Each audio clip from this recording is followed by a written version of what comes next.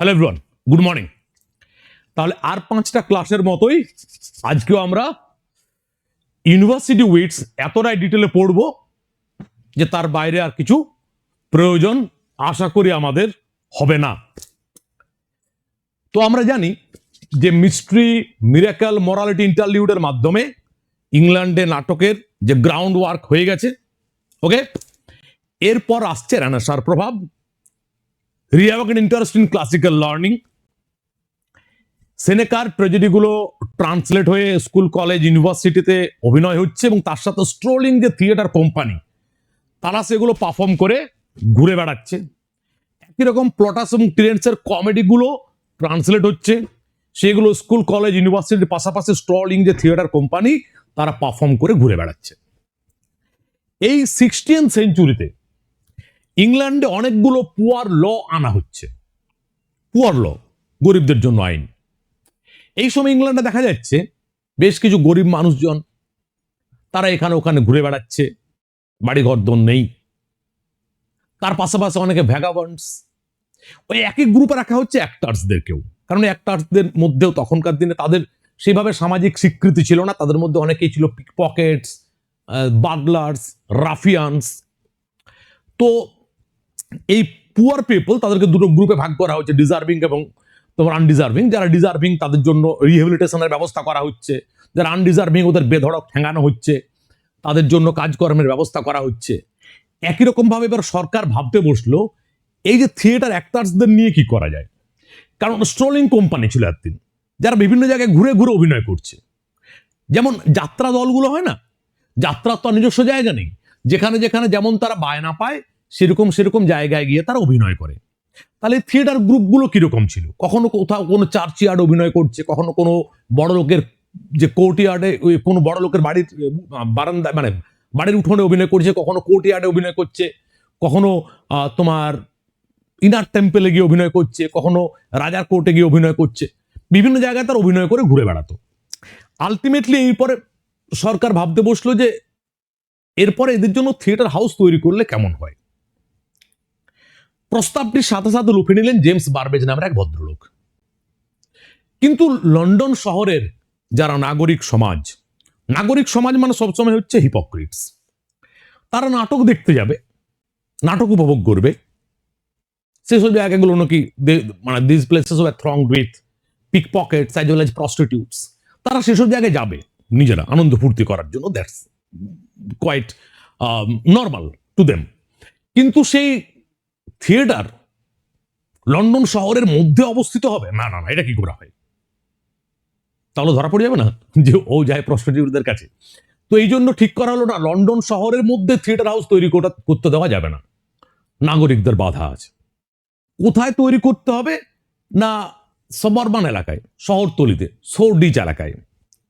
এইভাবে সোর্ডিজ এলাকায় প্রথম 1576-এ সেইখানে প্রথম থিয়েটার হাউস তৈরি হলো, যার নামই হলো দ্য থিয়েটার, জেমস বারবেজের।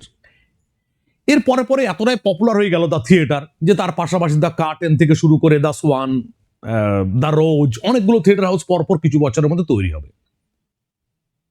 একটু জাস্ট বলে রাখি, এই থিয়েটার এটা লিজে জায়গাটা নিয়ে তৈরি করা হয়েছিল। পরবর্তীকালে যখন আর লিজটাকে বাড়ানো হলো না, যিনি জমির মালিক ছিলেন তিনি বাড়ালেন না, ততদিনে জেমস বারবেজ মারা গেছে, তার দুই ছেলে এই লিজ বাড়ানোর চেষ্টা করলেও যখন বাড়ানো হলো না, তখন দ্য থিয়েটারকে বন্ধ করে জেমস বারবেজের ছেলেরা তৈরি করলেন দ্য গ্লোব। দ্য গ্লোব থিয়েটারের অন্যতম মেজর শেয়ার হোল্ডারের নাম ছিল উইলিয়াম শেক্সপিয়ার। আর এই গ্লোব থিয়েটার এলিজাবেথান ইংল্যান্ডের সব থেকে বিখ্যাত থিয়েটার হাউস হয়ে উঠেছিল, যেখানে অ্যাপ্রক্সিমেটলি 3000 মতো অডিয়েন্স বসে নাটক দেখতে, বসে এবং দাঁড়িয়ে, পিঠে তারা দাঁড়িয়ে দেখতো, তারা নাটক দেখতে পারতো। That's all. এরপর আমার যেখানটা ফেরার আছে, থিয়েটার হাউস তৈরি হয়ে গেল, থিয়েটার খুব পপুলার হতে শুরু করলো। তখন বেশ কিছু শিক্ষিত ছেলেপুলেরা দেখলো যে থিয়েটার তো একটা খুব বড় কেরিয়ার হতে পারে। এই শিক্ষিত ছেলেপুলেরা কারা? খেয়াল রাখো যে এনসিয়েন্ট গ্রিসে শিক্ষা দীক্ষা ছিল সেকুলার। প্লেটো অ্যারিস্টটলের একাডেমিক্সে ফিলোসফি পড়ানো হচ্ছে, ম্যাথামেটিক্স পড়ানো হচ্ছে, ন্যাচারাল সায়েন্স পড়ানো হচ্ছে, রেটোরিক পড়ানো হচ্ছে। পরবর্তীকালে যখন থেকে খ্রিস্টানাইজেশন শুরু হচ্ছে, ইংল্যান্ডের দিকে তাকাও, মিডিয়াবল পিরিয়ড জুড়ে শিক্ষা কার হাতে আছে? মোনাস্টারির হাতে। মেনলি থিওলজি পড়ানো হচ্ছে। তারপর রেনেসাঁর সময় এডওয়ার্ড দ্য সিক্সথের সময় অনেকগুলো গ্রামার স্কুল তৈরি হচ্ছে, আবার সেকুলারাইজেশন হচ্ছে অফ এডুকেশন। তাহলে সেই সময় একটা বিশাল শিক্ষিত সম্প্রদায় বেরিয়ে আসছে, যারা অক্সফোর্ড কেমব্রিজ ইউনিভার্সিটিতে পড়াশোনা করছে, এবং রেনেসাঁর সময় তারা ক্লাসিক্যাল লিটারেচার পড়ছে প্রচুর। তারা এনসিয়েন্ট গ্রিক লিটারেচার পড়ে বড় হচ্ছে, এনসিয়েন্ট রোমান লিটারেচার পড়ে বড় হচ্ছে, তারা নাটক পড়ে বড় হচ্ছে, নাটক দেখে বড় হচ্ছে। তাদের অনেকেরই মনে হলো যে আমরা গিয়ে কেন লন্ডনে গিয়ে আমরা কেন সেটেল হব না, সেই থিয়েটার যে এরিয়া সেখানে গিয়ে কেন আমরা সেটেল হব না, কারণ থিয়েটার তাদের কাছে একটা বড় অপরচুনিটি এনে দিল। এইভাবে আমরা একসময় ইংল্যান্ডে গর্ব ডাক পেয়েছিলাম, রাপ রয়েস্টার ডোয়েস্টার পেয়েছিলাম, first regular tragedy, first regular comedy. তারপরে একটা 20-30 বছরের সময় পেয়েছিলাম, কিন্তু খুব বড় মাপের ড্রামাটিস্ট পাইনি। কিন্তু যখন থিয়েটার হাউস তৈরি হয়ে গেল এবং থিয়েটার খুব পপুলার হয়ে গেল, তখন আমরা একসাথে একটা গ্রুপ পাচ্ছি যারা বড় বড় স্কলার্স, অক্সফোর্ডে কেমব্রিজ যারা পড়াশোনা করত, সেই গ্রুপকে আমরা একসাথে বলবো ইউনিভার্সিটি উইটস। আশা করি ইউনিভার্সিটি উইটস এর কনটেক্সটটা বোঝা গেল। মিস্ট্রি মিরাকল মরালিটি ইন্টারলিউডের মাধ্যমে ক্ষেত্র প্রস্তুত, রেনেসাঁর সময় ক্লাসিক্যাল লিটারেচারের প্রতি আগ্রহ বেড়ে গেল, সেনেকাকে নকল করে গর্বডাক লেখা হলো, প্লটাস অ্যান্ড টিরেন্সকে নকল করে রাপ রয়েস্টার ডয়েস্টার লেখা হলো।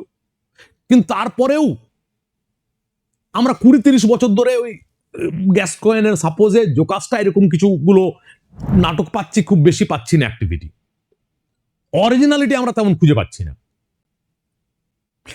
কিন্তু যখন থিয়েটার হাউস তৈরি হচ্ছে এবং থিয়েটার খুব পপুলার হয়ে যাচ্ছে, তারপরে পরে এক ঝাঁক নতুন আমরা লেখকদের পাচ্ছি যারা অক্সফোর্ড বা কেমব্রিজ ইউনিভার্সিটিতে পড়াশোনা করত। এদের আমরা একসাথে বলবো ইউনিভার্সিটি উইটস। বলো এইটুকুটা বুঝতে পারা গেছে কিনা? হু আর দ্য ইউনিভার্সিটি উইটস, এইটুকুটা বুঝতে পারা গেছে? ওকে, যাই হোক, অন্তত সঙ্গীতা বুঝতে পেরেছো, সবাস। এই যে ইউনিভার্সিটি উইটস, এই গ্রুপে আমরা 7টা নাম পাবো। 3 জন অক্সফোর্ডে পড়তেন, 3 জন কেমব্রিজে পড়তেন, আর টমাস কিড এই দুটোর মধ্যে কোন ইউনিভার্সিটিতে পড়তেন না। ওনাকে আমরা এক্সেপশন হিসেবে ধরবো, যেহেতু তার যে লাইফস্টাইল থেকে শুরু করে তার যে লেখালেখির ধরন সবকিছু এই গ্রুপটার সাথে একই রকম, গ্রুপের সাথে হি ওয়াজ ওয়েল কানেক্টেড। তার জন্য আমরা তাকে এক্সেপশন হিসেবে গ্রুপের মধ্যে ধরবো। 6 + 1 = 7। হু আর দ্য ইউনিভার্সিটি উইটস? মোটামুটি আমি বুঝিয়ে দিলাম। The university wits is a collective term coined by later historians to describe a group of Elizabethan writers who had university educations, Oxford or Cambridge, and who dominated the London literary and theatrical scene in the 1580s and early 1590s. 1576-এ theatre house তৈরি হচ্ছে। সেই সময়টাতে 1580s এবং 90s-এ ইংল্যান্ডের যে theatre, তাতে যারা এসে সব থেকে পপুলার রাইটার্স হয়ে যাচ্ছেন, তারা অক্সফোর্ড বা কেমব্রিজ থেকে এসেছিলেন university wits. Greatest of pre Shakespearean dramatists. Okay, তাদের মধ্যে 6 জন এই ইউনিভার্সিটিগুলোতে পড়তো। টমাস কিড এক্সেপশন হিসেবে আমরা ওকে গ্রুপে রাখছি। Period of activity approximately 1580 to 1594 এরকম একটা সময়। মার্লোর মৃত্যু হচ্ছে 1593-তে, তার আগের বছর রবার্ট গ্রিনের মৃত্যু হচ্ছে, এবং এরপর ধীরে ধীরে ওদের জায়গা শেষ। এরপর সেখানে এসে আমরা পাচ্ছি rise of William Shakespeare. Okay, cultural role, they professionalized English literature, at least English theatre. কারণ কি বললাম, যে তারা দেখলো থিয়েটারটা অনেক বড় প্রসপেক্ট। লক্ষ্য করে দেখবে, এর আগে যারা থিয়েটারের সাথে এনগেজ ছিলেন তারা অন্য কিছু করতেন, তারা প্রফেশনালি ছিলেন না। যেমন নিকোলাস উডল, তিনি স্কুল টিচার ছিলেন। তিনি স্কুল স্টুডেন্টদের জন্য বারবার সেই সমস্ত ট্রান্সলেশনকে নিয়ে কাজ করছিলেন। প্লটাস অ্যান্ড টিরেন্সের মনে হলো তাহলে একটা লেখা যাক। আমরা প্রথম একেবারে প্রফেশনাল গ্রুপ পাবো যারা লিটারেচারে ডিভোটেড, সেটা হচ্ছে university wits. They wrote for public stages, for print, and for educated readers. তারা স্টেজের জন্য লিখছে, তাদের লেখালেখিগুলো ছাপানো হচ্ছে, তারা এডুকেটেড রিডার্সদের জন্য লিখছে। They introduced classical learning into popular entertainment. তারা ক্লাসিক্যাল লিটারেচার পড়াশোনা করে এসছে, তারা সেইগুলোকে ইংল্যান্ডের কনটেক্সটে এসে অ্যাপ্লাই করছে পপুলার এন্টারটেনমেন্টের জন্য। They were the direct predecessors of Shakespeare. They pave the way for Shakespeare. Shakespeare রাস্তা পরিষ্কার করে দিচ্ছে ইউনিভার্সিটি উইটসরা। ওকে, দেখো এখানে 7 জন মেম্বারের নাম দেওয়া আছে, আর কিড সম্বন্ধে বলাই আছে যে not Oxford and Cambridge. Okay আমরা এক্সেপশন হিসেবে এখানে ধরে নিচ্ছি due to the close proximity with the group. Number 1, John Lily. Year of birth date দেওয়া আছে। জন লিলির বায়োগ্রাফিক্যাল স্ন্যাপশট যে খুব ডিটেলে খেয়াল রাখতে হবে এমন কোনো কথা নয়, তার এইটুকুটা খেয়াল রাখবে। ইয়ার of birth approximately 1553 or 54 and year of death 1606। বাকি যে খুব ডিটেলে মনে রাখতে হবে তেমন কোনো কথা নয়। অক্সফোর্ডে পড়াশোনা করতেন। ওকে, পলিটিক্যাল অ্যাম্বিশন ছিল, মাস্টার অফ রেভেলস হওয়ার চেষ্টা করছিলেন। মাস্টার অফ রেভেলস মানে যে থিয়েটারকে কন্ট্রোল করতো। এমপি হয়েছিলেন। ওকে, বাকি খুব ডিটেলে খেয়াল রেখো না, প্রয়োজন নেই। পড়তে হবে, ডিটেলে পড়তে হবে, কিন্তু তার মানে এই নয় যে প্রত্যেকটা জিনিসকে দুলে দুলে মুখস্থ করতে যাবে, তাহলে সবটা ঘেটে যাবে। যেগুলো খুব বেশি ইম্পর্টেন্ট নয় সেই জায়গাটা আমি বলেও দেবো সাথে। প্রথমে আমরা কি ওয়ার্কস গুলোকে দেখি, তারপর আমরা এক একটাকে ধরে ধরে ডিসকাস করব। কি ওয়ার্কস এর দিকে তাকাও। Euphues the anatomy of wit. কি ধরনের লেখা? Prose, romance, moral, dialogue. Introduced euphemism to English prose, enormously popular. তাহলে এটা একটা প্রোজ রোমান্স ছিল, এটা একটা প্রোজ রোমান্স ছিল যেখানে ইউফিজম বা ইউফিস্টিক রাইটিং স্টাইলকে ইন্ট্রোডিউস করছেন তিনি ইংলিশ লিটারেচারে। সেটা কি বিষয় কিনা আমরা আসছি ডিসকাশনে। আগে জাস্ট কি ওয়ার্কগুলো সম্বন্ধে বেসিক আইডিয়াটুকু নাও। ইউফিউস অ্যান্ড ইজ ইংল্যান্ড, এরই সিকুয়েল, আগেরটারই sequel, set partly in England, কারণ টাইটেলটাতে আছে ইউফিউস অ্যান্ড ইজ ইংল্যান্ড। সে কিছুটা অংশ ইংল্যান্ডে গিয়ে ঘটছে। Praise of Queen Elizabeth. Continued the euphuistic style with a more patriotic and courtly focus. Campaspe, court comedy, এটা একটা comedy. First play performed by the children of Paul's before the queen. কুইনের সামনে perform করা হয়। এই Campaspe কে ছিল?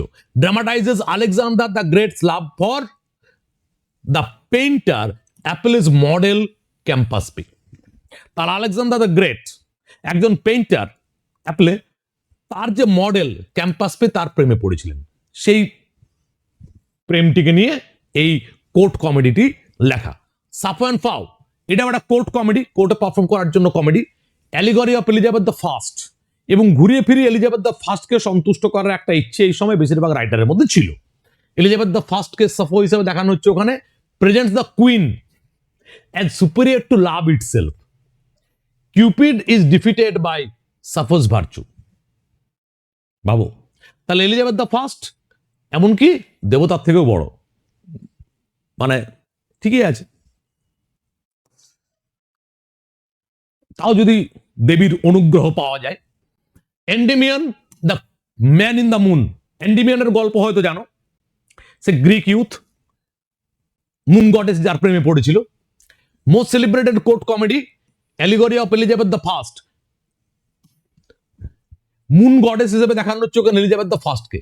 তাহলে লেখাগুলোর মধ্যে বেশিরভাগগুলোতে একটা উদ্দেশ্য আমাদের কাছে ক্লিয়ার, কুইন এলিজাবেথ দ্য ফার্স্টকে খুশি করার চেষ্টা। And possible Leicester, Al of Leicester হচ্ছে অ্যান্ডিমিয়ান এখানে। ওকে, কারণ এদের প্রেমের গল্প তখন চারদিকে ছড়িয়ে গিয়েছিল, এলিজাবেথ দ্য ফার্স্ট এবং লেস্টারের প্রেমের গল্প, যদি এলিজাবেথ দ্য ফার্স্ট শেষমেশ বিয়ে করেননি। Sophisticated political allegory. লাস্ট ওয়ার্কের নাম Midas, political comedy. King Midas, king মিডাসের গল্প হয়তো তোমাদের মনে আছে। ওই যে মিডাস কে ছিল? Very wealthy but very greedy king, যে ঈশ্বরের কাছে মানে প্রার্থনা করেছিল কি আমি যা কিছু টাচ করব সব যেন সোনা হয়ে যায়। ডায়োনিসাস বলেছিল তথাস্তু। এরপর সে বুঝতে পারলো কি গন্ডগোলটি করেছি, খাবার খেতে পাচ্ছে না, টাচ করতে গেলে সোনা হয়ে যাচ্ছে, নিজের বাচ্চাকে স্পর্শ করেছে সে সোনা হয়ে যাচ্ছে। ওকে, তাহলে কিং মিডাস এখানে কাকে দেখাচ্ছে? Philip the second of Spain. খেয়াল করবে কুইন এলিজাবেথের সময় স্প্যানিশ আর্মাটাকে ইংল্যান্ড হারিয়েছিল 1588-এ। এখানে সেই লোভী রাজা হিসেবে দেখানো হচ্ছে Philip the second of Spain. তাহলে এখানে সেই ঘুরিয়ে ফিরিয়ে কুইন এলিজাবেথের গুণগান করা হয়েছে। চলো এরপর কয়েকটা মেজর ওয়ার্ককে ধরে আমরা ডিটেলে বুঝি। যেমন এর সব থেকে যেটা বিখ্যাত সেটা হচ্ছে ইউফিউস এবং তার যে sequel Euphues and his England. Euphues the anatomy of wit 1578 and Euphues and his England 1580। এই দুটো ওয়ার্কের সব থেকে ইম্পর্টেন্ট, সেগুলো কিন্তু প্রোজ রোমান্স, সেগুলো ড্রামা নয়, prose romance combined with moral dialogue and didactic fiction. Okay, খেয়াল রাখবে এইটুকুটা অন্তত খেয়াল রাখো, প্রোজ রোমান্স। টাইটেলটার দিকে তাকাও, Euphues is equal to well grown, well endowed. From Greek ইউফিয়া, the name comes from Roger Ascham's the school master. এই টেক্সটার নাম খেয়াল রাখবে। রজার রেসামের কয়েকটাই বিখ্যাত টেক্সট আছে, টক্সোফিলাস, ওকে, স্কুল মাস্টার, যেগুলো যেগুলো আছে খেয়াল রাখবে। একে ধরে মাঝে মাঝে কোশ্চেন দেয়। মাইনর প্রোজ রাইটার, কিন্তু মাইনর হলেও ইম্পর্টেন্ট। এখান থেকে টাইটেলটা নিয়েছেন তিনি, where Ascham uses Euphues to mean a naturally gifted person. Lyly dramatizes and test this concept. তাহলে রজার অ্যাসাম তার স্কুল মাস্টারে এই ওয়ার্ডটি ইউজ করেন, যার অর্থ দাঁড়াচ্ছে আর ন্যাচারালি গিফটেড পারসন। এইখান থেকে তিনি টাইটেলটা নেন। তাহলে টাইটেলের সোর্সটাও বলা রইল। ওকে, খেয়াল রাখতে হবে প্লট কি, Euphues a young Athenian of great natural wit. তাহলে ইয়াং অ্যাথেনিয়ান, অ্যাথেন্সের লোক, ট্রাভেলস টু নেপলস। তাহলে ইউফিউস দ্য অ্যানাটমি অফ উইটে এথেন্স থেকে সে নেপলসে যাচ্ছে, আর পরেরটাতে ইউফিউস অ্যান্ড ইজ ইংল্যান্ড, তাহলে সেখান থেকে সে ইংল্যান্ডে যাবে। Where he falls into dissolute company despite wise advice. সে যতই ন্যাচারালি ট্যালেন্টেড হোক না কেন, সেখানে গিয়ে আজে বাজে লোকের পাল্লায় এসে পড়ে। সেখানে তার আলাপ হয় ফিলোটাস সাথে, যার অর্থ যে সেলফ লাভ, ওকে, এটসেট্রা। খুব ডিটেলে মনে রাখার দরকার নেই, মোটামুটি খেয়াল রাখবে যে ইউফিউস একজন এথেনিয়ান, যে নেপলসে বেড়াতে যাচ্ছে এবং জ্ঞানী মানুষ হওয়ার পরেও সে অসৎ সঙ্গে পড়ে যাচ্ছে। ফিলোটাস মানে হচ্ছে সেলফ লাভ। এইটুকুটা অন্তত খেয়াল রাখো, বাকি না মনে থাকলেও চলবে। ইউফিজম এই স্টাইলটা কি ধরনের style? Very artificial prose style. কতটা আর্টিফিশিয়াল দেখো, তার কিছুগুলো ক্যারেক্টারিস্টিক্স বললে বুঝতে পারবে। এই ইউফিউজমের ক্ষেত্রে, ইউফিউজম বা ইউফিউস্টিক প্রোজ স্টাইল, তাতে খুব বেশি পরিমাণ অ্যান্টিথিসিসের ব্যবহার করা হয়। অ্যান্টিথিসিস কোনগুলো? একটা করে এক্সাম্পল লেখো অ্যান্টিথিসিসের। রেটরিক তো পড়েছো, অ্যান্টিথিসিসের একটা এক্সাম্পল লেখো। What is an antithesis? যে কোনো একটা এক্সাম্পল লেখো। If winter comes can spring be far behind. Is it antithesis? Coaching explain it. কি করে অ্যান্টিথিসিস হলো এক্সপ্লেন করো। To err is human to forgive divine, hope for the best, prefer for the worst. Kaushik antithesis কোনটা? একটা সেন্সে কিন্তু কৌশিকের লাইনটা antithesis, ও ভুল বলেনি। ওটা মেনলি যে ফিগারের মধ্যে পড়বে সেটা হচ্ছে ইন্টারোগেশন। ওটা মেনলি যে ফিগারে পড়বে সেটা ইন্টারোগেশন। ওকে, তাহলে অ্যান্টিথিসিসের ব্যবহার থাকবে খুব বেশি। কন্ট্রাস্টেড আইডিয়াস আর জাক্সটাপোজড। নেক্সট হচ্ছে অ্যালিটারেশন। অ্যালিটারেশনের ব্যবহার থাকবে খুব বেশি। অ্যালিটারেশন আমরা সবাই জানি। ওকে, এক্সটেন্ডেড সিমিলিজ, সিমিলির ব্যবহার থাকবে খুব বেশি।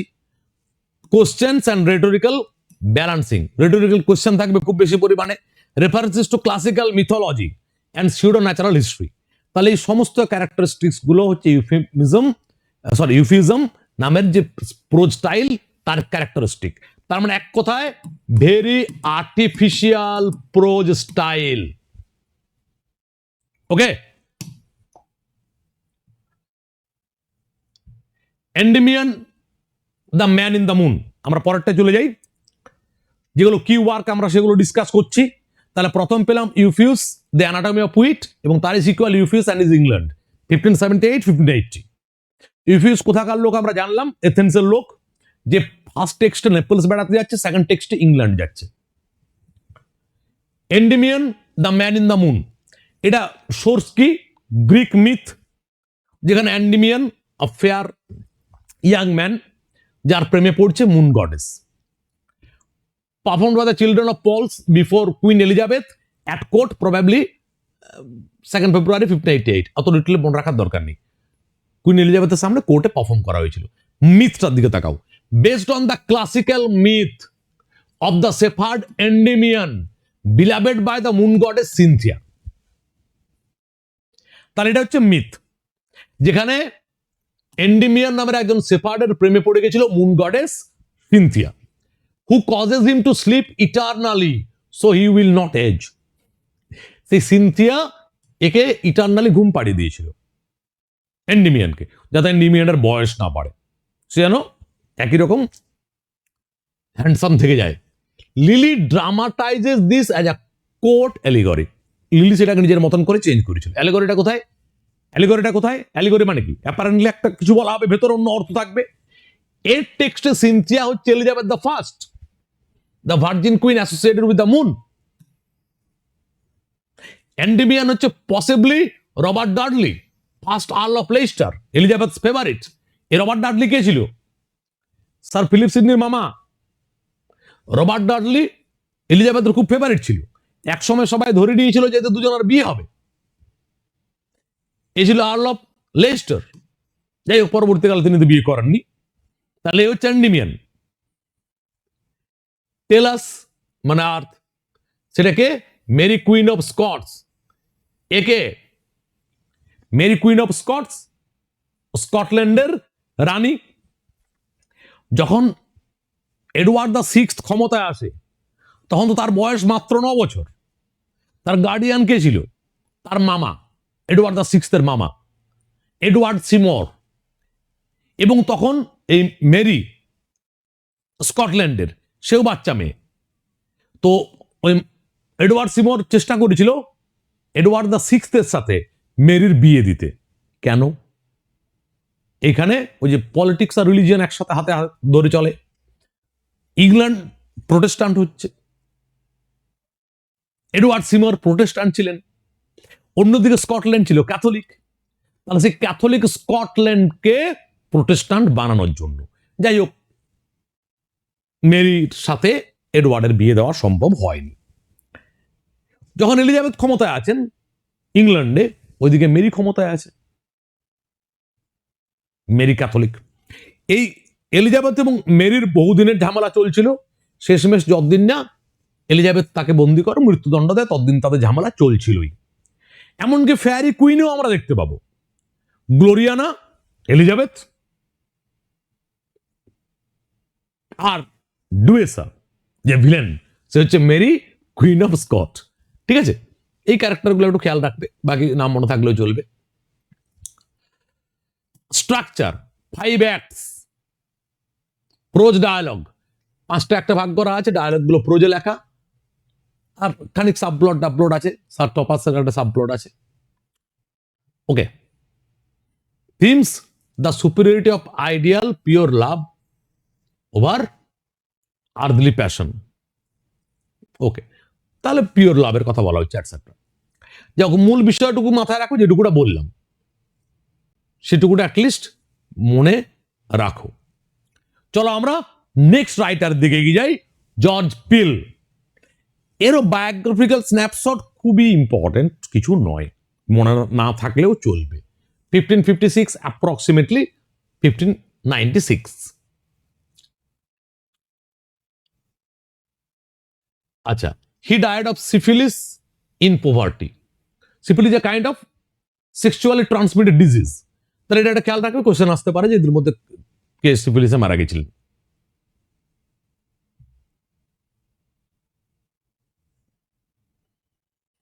ওকে, one of the first English university men to write professionally for the public stage. কি বললাম যে এই সময় প্রথম পাবলিক স্টেজের জন্য প্রফেশনালি লেখালেখি শুরু করছেন ইউনিভার্সিটি উইটসরা, উনি তাদের মধ্যে একজন ছিলেন। চলো কি ওয়ার্কসের দিকে আগে তাকাই, তারপর আমরা তার মধ্যে কয়েকটা ইম্পর্টেন্ট ওয়ার্ক ধরে ডিসকাস করব। দি অ্যারেঞ্জমেন্ট অফ প্যারিস। এই প্যারিসটা কোনো জায়গার নাম নয়। এই প্যারিসটা হচ্ছে ওই যে ট্রজান ওয়ার, হেলেনাকে কে নিয়ে পালিয়েছিল? প্যারিস, যার পিছনে কারণ ছিল 3 দেবীর মধ্যে ঝামেলা ঝঞ্ঝাট, আসছি আমি একটু বড়টা ডিটেলে।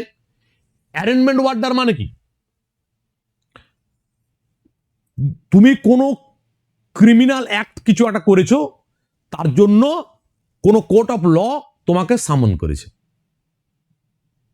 ওকে, প্যারিসকে শেষমেশ দেবতারা সামন করবে, যে 3 দেবীর মধ্যে তুমি যাকে বেছে নিলে যে ওই আপেলটা পাওয়ার জন্য, গোল্ডেন আপেল, সেটা কিসের বেশ হিসাব মানলে, অ্যাটসেট্রা। ওকে, অ্যারেঞ্জমেন্ট মানে হচ্ছে কোনো কোর্ট অফ ল যখন তোমার বিরুদ্ধে কোনো অভিযোগ পায় তার জন্য তোমাকে সেখানে কল করে। Pastoral play perform before Queen Elizabeth, এটা তো কুইন এলিজাবেথকে যাচ্ছেতাই ভাবে খুশি করেছে। তখন ওটা ট্রেন্ড ছিল, যে যত রকম ভাবে পারত। ফেয়ারি কুইন তো লিখেছিলেন উনি। ড্রামাটাইজেস দ্য জাজমেন্ট অফ প্যারিস, প্যারিসের জাজমেন্ট, সেটা ছিল এই নাটকের মূল বিষয়। Ends with Paris offering the golden apple to the queen herself. 3 দেবীর মধ্যে কে আপেল পাবে সেই নিয়ে তো যত ঝামেলা। প্যারিস বলছে 3 দেবীর থেকেও আপেলের আসল হকদার আমাদের রানী কুইন এলিজাবেথ, আপেল তুমি খাও। মানে বুঝতে পারছো কি ধরনের খুশি করার চেষ্টা করা হতো। তার আজকের দিনে দাঁড়িয়ে শুধু হয় না, এটা বরাবরের হিউম্যান নেচার, যে ক্ষমতায় থাকবে তাকে খুশি করার চেষ্টা। শুধু আজকের দিনে তাকিয়ে ভাববে না যে সবাই মিলে সুপ্রিম লিডারকে খুশি করার চেষ্টা করছে, এটা বরাবর চলে আসছে, এটা human nature. Edward the first, নিশ্চয় ভদ্রলোককে মনে পড়ছে, যে এডওয়ার্ড দ্য সেকেন্ডের বাবা Edward the first, a warrior king, যিনি একসময় ওয়েলস দখল করেছিলেন, পরে স্কটল্যান্ডের দিকে হাত বাড়াতে গিয়ে হাতটা খানিক পুড়েছিল রবার্ট ব্রুসের সাথে লড়াই করতে গিয়ে।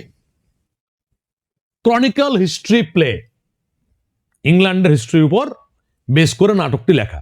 ড্রামাটাইজেস the reign of Edward the First, dramatize the reign of Edward the First, mixes patriotic celebration with some unusually harsh treatment of the Welsh. ওয়েলসের লোকজন সম্বন্ধে খুব বাজে বাজে কথা বলা হয়েছে এখানে। ওয়েলসকে তখন তারা দখল করছে, তো যাই হোক, সেটা অবশ্যই ঠিক নয়, কিন্তু অনেকেই তো তোমার দেশপ্রেমে এমন পাগল হয়ে যায় যে অন্য দেশের লোক মানে সবাই খারাপ। যাই হোক, মুদ্রা কথা হচ্ছে এডওয়ার্ড দ্য ফার্স্টের আমলটাকে তুলে ধরেছেন তিনি এইখানে। আর এডওয়ার্ড দ্য সেকেন্ড কে লিখেছিলেন, কই লেখা দেখি। এডওয়ার্ড দ্য সেকেন্ড নাটকটি কার লেখা? Who had written Edward the Second? Who had written Edward the Second? Christopher Marlowe. Christopher Marlowe. The Battle of Alcazar, আচ্ছা মার্লো স্পেলিংটা ঠিক আছে তো তোমরা যারা লিখলে?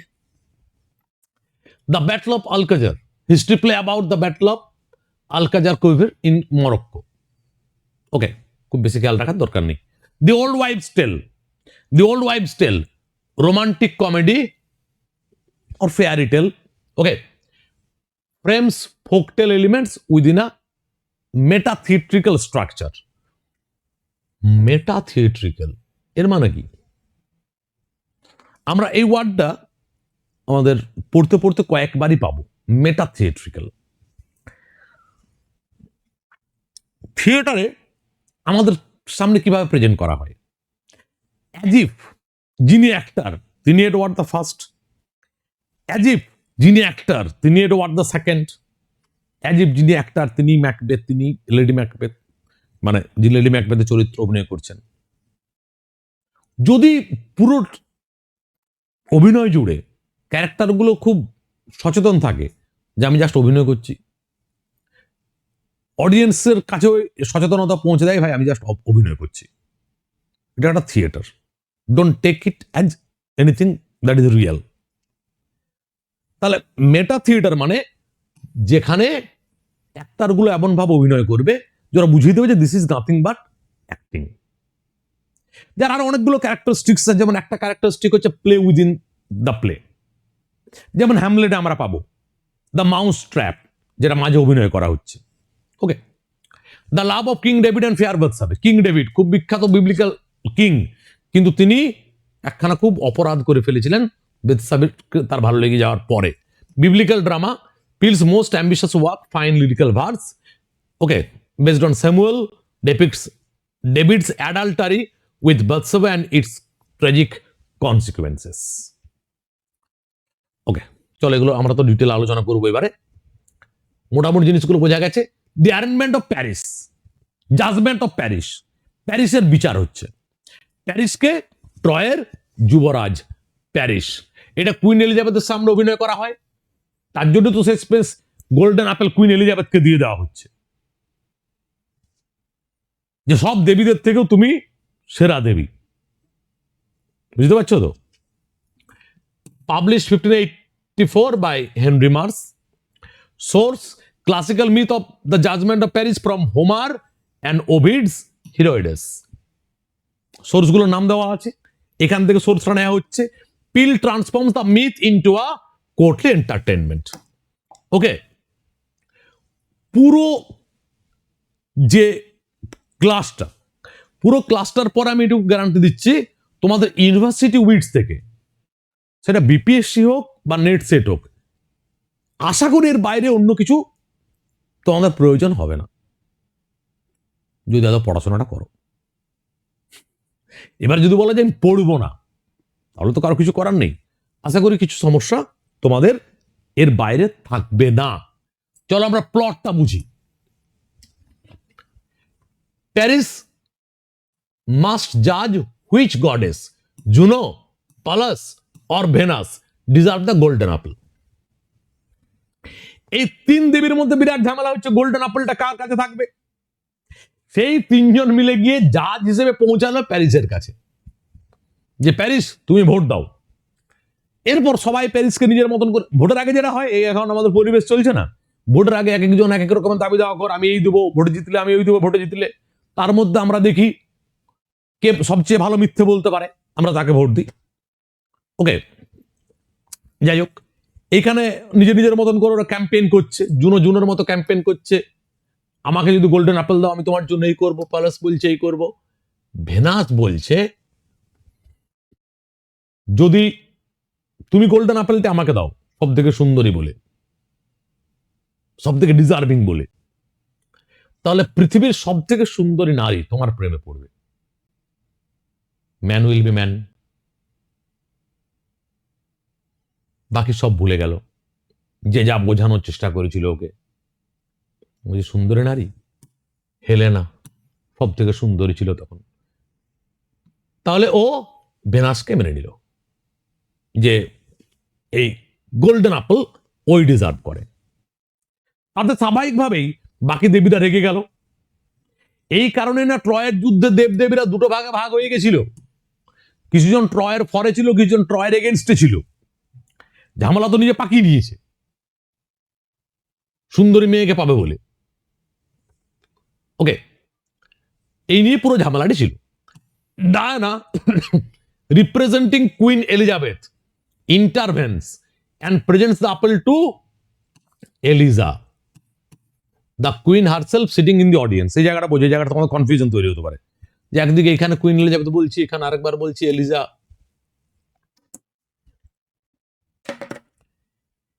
তিনজন দেবী আছে, তাদের মধ্যে একজন কাউকে গোল্ডেন অ্যাপেল দিতে হবে, প্যারিসের দায়িত্ব। প্যারিসের কাছে এক একজন এক এক রকম ভাবে বোঝাতে শুরু করলো। ভেনাস বললো তুমি হেলেনকে পাবে, পৃথিবীর সব থেকে সুন্দরী নারী, সে তোমার প্রেমে পড়ে যাবে। প্যারিস ভেনাসকে মেনে নিল। সেই নিয়ে এবার বিরাট ঝামেলা। তখন সেখানে ডায়না এলো, তখন সেখানে ডায়না আসছে। এখানে ডায়না যে ফিগারটা, সেটা আসলে কুইন এলিজাবেথ স্টেজে এসছে। আর একজন যে রিয়াল কুইন এলিজাবেথ, সে বসে আছে অডিয়েন্সের মধ্যে। ডায়না এসে আপেলটাকে নিয়ে সোজা এসে ধরিয়ে দিয়েছে অডিয়েন্সের আসনে বসে থাকা কুইন এলিজাবেথকে, যে না জুনো, না পালাস, না ভেনাস, আপেল তো তুমিই খাবে। মানে সমস্ত দেবীদের থেকেও তুমি বেশি ডিজার্ভ করো এই আপেল। তার মানে তেলের ব্যবসা সবসময় ছিল, এখন শুধু নয়। এখন যে আমরা রোজ দেখতে পাই ওই যেগুলোকে গদি মিডিয়া বলে, এগুলো সবসময় ছিল, পুরোনো আমলও তাই ছিল। Royal compliment, the play's climax is an act of theatrical flattery. Flattery ছাড়া তুমি কি বলবে? By having the goddess defer to Diana Elizabeth সমস্ত গডেসগুলোকে বাদ দিয়ে যে এলিজাবেথ বসেছিলেন অরিজিনাল এলিজাবেথ অডিয়েন্সে, তাকে গিয়ে ধরিয়ে দিল। এর থেকে বড় ফ্ল্যাটারি আর কি হতে পারে?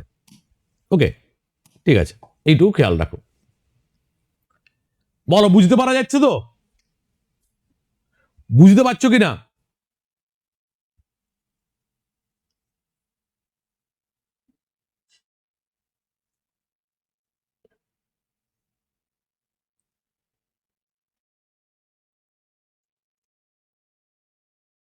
ওকে, যাই হোক, ঠিক আছে তাহলে, সাবাস।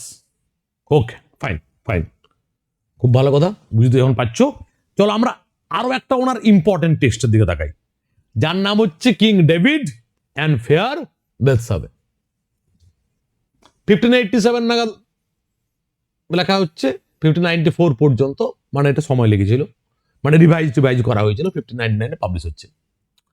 সোর্স কি? আমি একটু আগে বললাম যে এটা একটা বিবলিক্যাল ড্রামা, মানে বাইবেলের উপর বেশ করে লেখা, দি ওল্ড টেস্টামেন্টের উপর বেশ করে লেখা। Okay, the story of David's adultery with Bethsabe, wife of Uriah the Hittite. তো ব্যাপারটা হচ্ছে, ডেভিড এমনি তো খুব বিখ্যাত বিবলিক্যাল রাজা ছিলেন, কিন্তু তিনি একখানা বিরাট অন্যায় করেছিলেন, অ্যাডাল্টারি। কার সাথে? ফেয়ার বাথসাবের সাথে। তার জন্য তিনি তার হাজবেন্ডকে মার্ডার করেছিলেন, এবং সেই পাপের ফল তাকে ভোগ করতে হয়েছিল। The death of David's child and the rebellion of Absalom. আচ্ছা, অ্যাবসালম নামটা দেখে অন্য কোনো টেক্সটের কথা মনে পড়ছে? তাহলে সেটা আমি একটু এখানে বুঝিয়ে দিই। এর থেকে খানিক পরে লেখা হবে টেক্সটটা, তোমরা তো আগে পড়েছো। এজ অফ ড্রাইডেনে লেখা কোনো টেক্সটের নাম মনে পড়ছে? কোনো পলিটিক্যাল স্যাটায়ারের নাম? অ্যাবসালম অ্যান্ড অ্যাকিটোফেল, একটু আমি এখানে বুঝিয়ে দিই ওটা। অ্যাবসালম অ্যান্ড অ্যাকিটোফেল, ওটা একটা পলিটিক্যাল স্যাটায়ার ছিল, ড্রাইডেনের লেখা। ওকে, একটু বোঝো ভালো করে। যখন 1660-তে রেস্টোরেশন অফ মোনার্কি হচ্ছে, কে রাজা হচ্ছেন? Charles the second. Charles the second রাজা হচ্ছেন। চার্লস দ্য সেকেন্ডের পরে তার ভাই জেমস দ্য সেকেন্ড রাজা হওয়ার কথা ছিল, সে আবার গুণা ক্যাথলিক। এই চার্লস দ্য সেকেন্ডের একটা ইলিজিটিমেট সান ছিল Duke of Monmouth. Duke of মনমাউথকে রাজা বানানোর চেষ্টা করছিলেন প্রোটেস্ট্যান্টরা, মূলত আর্ল অফ সেপ্টসবারি চেষ্টা করছিলেন ডিউক অফ মনমাউথকে রাজা বানাতে। এই পুরো বিষয়টাকে নিয়ে ড্রাইডেন একটা পলিটিক্যাল স্যাটায়ার লেখেন, যে পলিটিক্যাল স্যাটায়ারে চার্লস দ্য সেকেন্ড হচ্ছে কিং ডেভিড, অ্যাবসালম কে হচ্ছে ডিউক অফ মনমাউথকে তিনি অ্যাবসালম হিসেবে দেখান, আর আর্ল অফ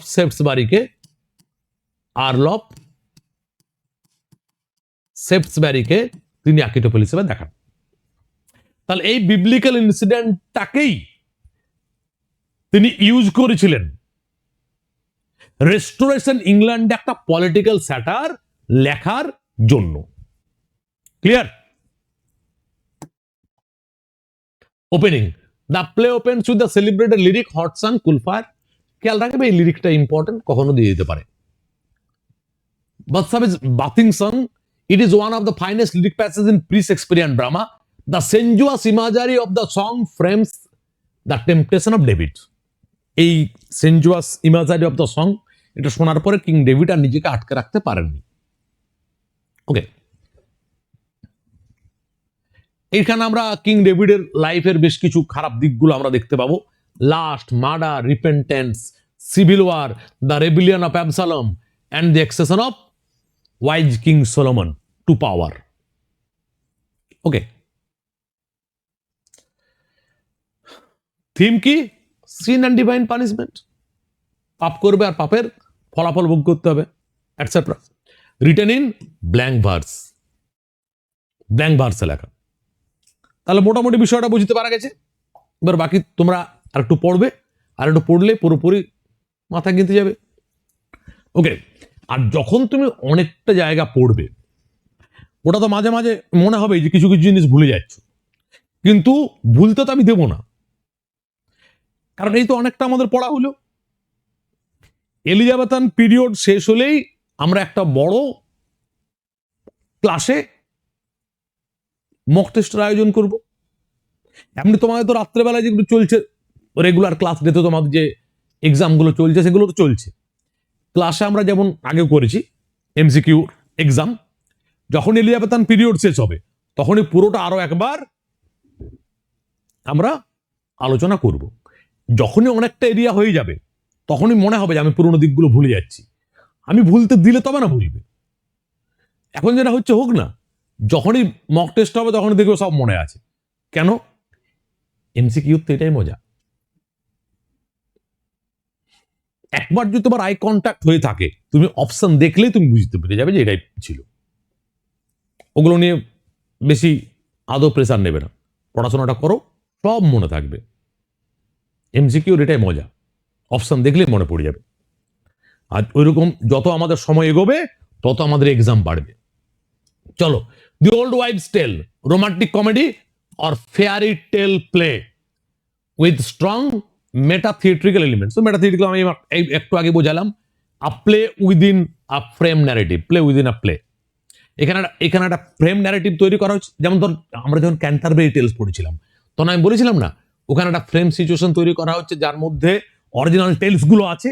এখানেও একটা ফ্রেম সিচুয়েশন তৈরি হচ্ছে যার মধ্যে অরিজিনাল নাটকটা ঘটবে। কিরকম দেখো, ফ্রেমটা বোঝো। 3 পেজেস, 3জন যোদ্ধা, antic, frolic, fantastic, lost in a forest, are sheltered by an old smith. His wife, Maz, tells them a story to pass the night. And the characters of our story immediately appear on stage and act it out. কেন এটাকে মেটা theatre বলছি দেখো। 3জন night একটা বনের ভেতরে পথ হারিয়ে ফেলেছে। তারা একজনের বাড়িতে আশ্রয় নিয়েছে। সেই বাড়িতে একজন ভদ্র মহিলা আছেন ম্যাজ, তিনি সেই 3জন যে যোদ্ধা তাদেরকে বসিয়ে বলছেন গল্প শুনবেন, আমরা গল্প শোনাচ্ছি। তারপর তিনি যে গল্পটা বলতে শুরু করলেন, হঠাৎ করে তারা সবাই বেরিয়ে গেল। যে গল্পটা বলা হচ্ছে সে গল্পের চরিত্রগুলো চলে এলো, তারা পুরো নাটকটা পারফর্ম করলো, তারপরে বেরিয়ে গেল, এরা আবার ঢুকে গেল। বলা বুঝতে পারলে কি পারলে না? ব্যাটারটা মাথায় ঢুকলো? কিভাবে ফ্রেম সিচুয়েশন তৈরি করা হলো? মেটা থিয়েট্রিক্যাল কেন বলা হচ্ছে? কারণ তার মানে তুমি যতক্ষণ ধরে ওই নাটকটা দেখলে, নাটকের ভেতরে নাটক হলো, ইয়েস অর নো, নাটকের ভেতরে নাটক হলো, এবং তুমি পরিষ্কার বুঝতে পারলে এটা নাটকই হচ্ছে। যেমন ধরো হ্যামলেটে, যেটা হ্যামলেটের যে রিভেঞ্জের গল্পটা, এটাকে আমরা রিয়েল বলে ভেবে নিতে পারি, কিন্তু হ্যামলেট যে একখানা নাটকের ভেতরে নাটকের ব্যবস্থা করছে, দ্য মাউস ট্র্যাপ, এটা তো আমরা প্রত্যেকে জানি যে এটা নাটকের ভেতরে একটা নাটকই হচ্ছে, এটা রিয়েল নয়। এখানে একটা ফ্রেম সিচুয়েশন তৈরি করা হলো, ফ্রেম সিচুয়েশনের ভেতরে কয়েকজন চলে এলো, হঠাৎ করে যে গল্পটা বলছে বলছে বলছে গল্পটা হঠাৎ ওখানে পারফর্ম হতে শুরু হলো। তাহলে নাটকের ভেতরে নাটক আছে, ওই ভেতরের নাটকটা আমরা পরিষ্কার বুঝতে পারছি, এটা নাটক, এটা রিয়ালিটি নয়। বলো, বুঝতে পারা গেল? ক্লিয়ার হয়ে গেছে? ওকে ওকে ওকে।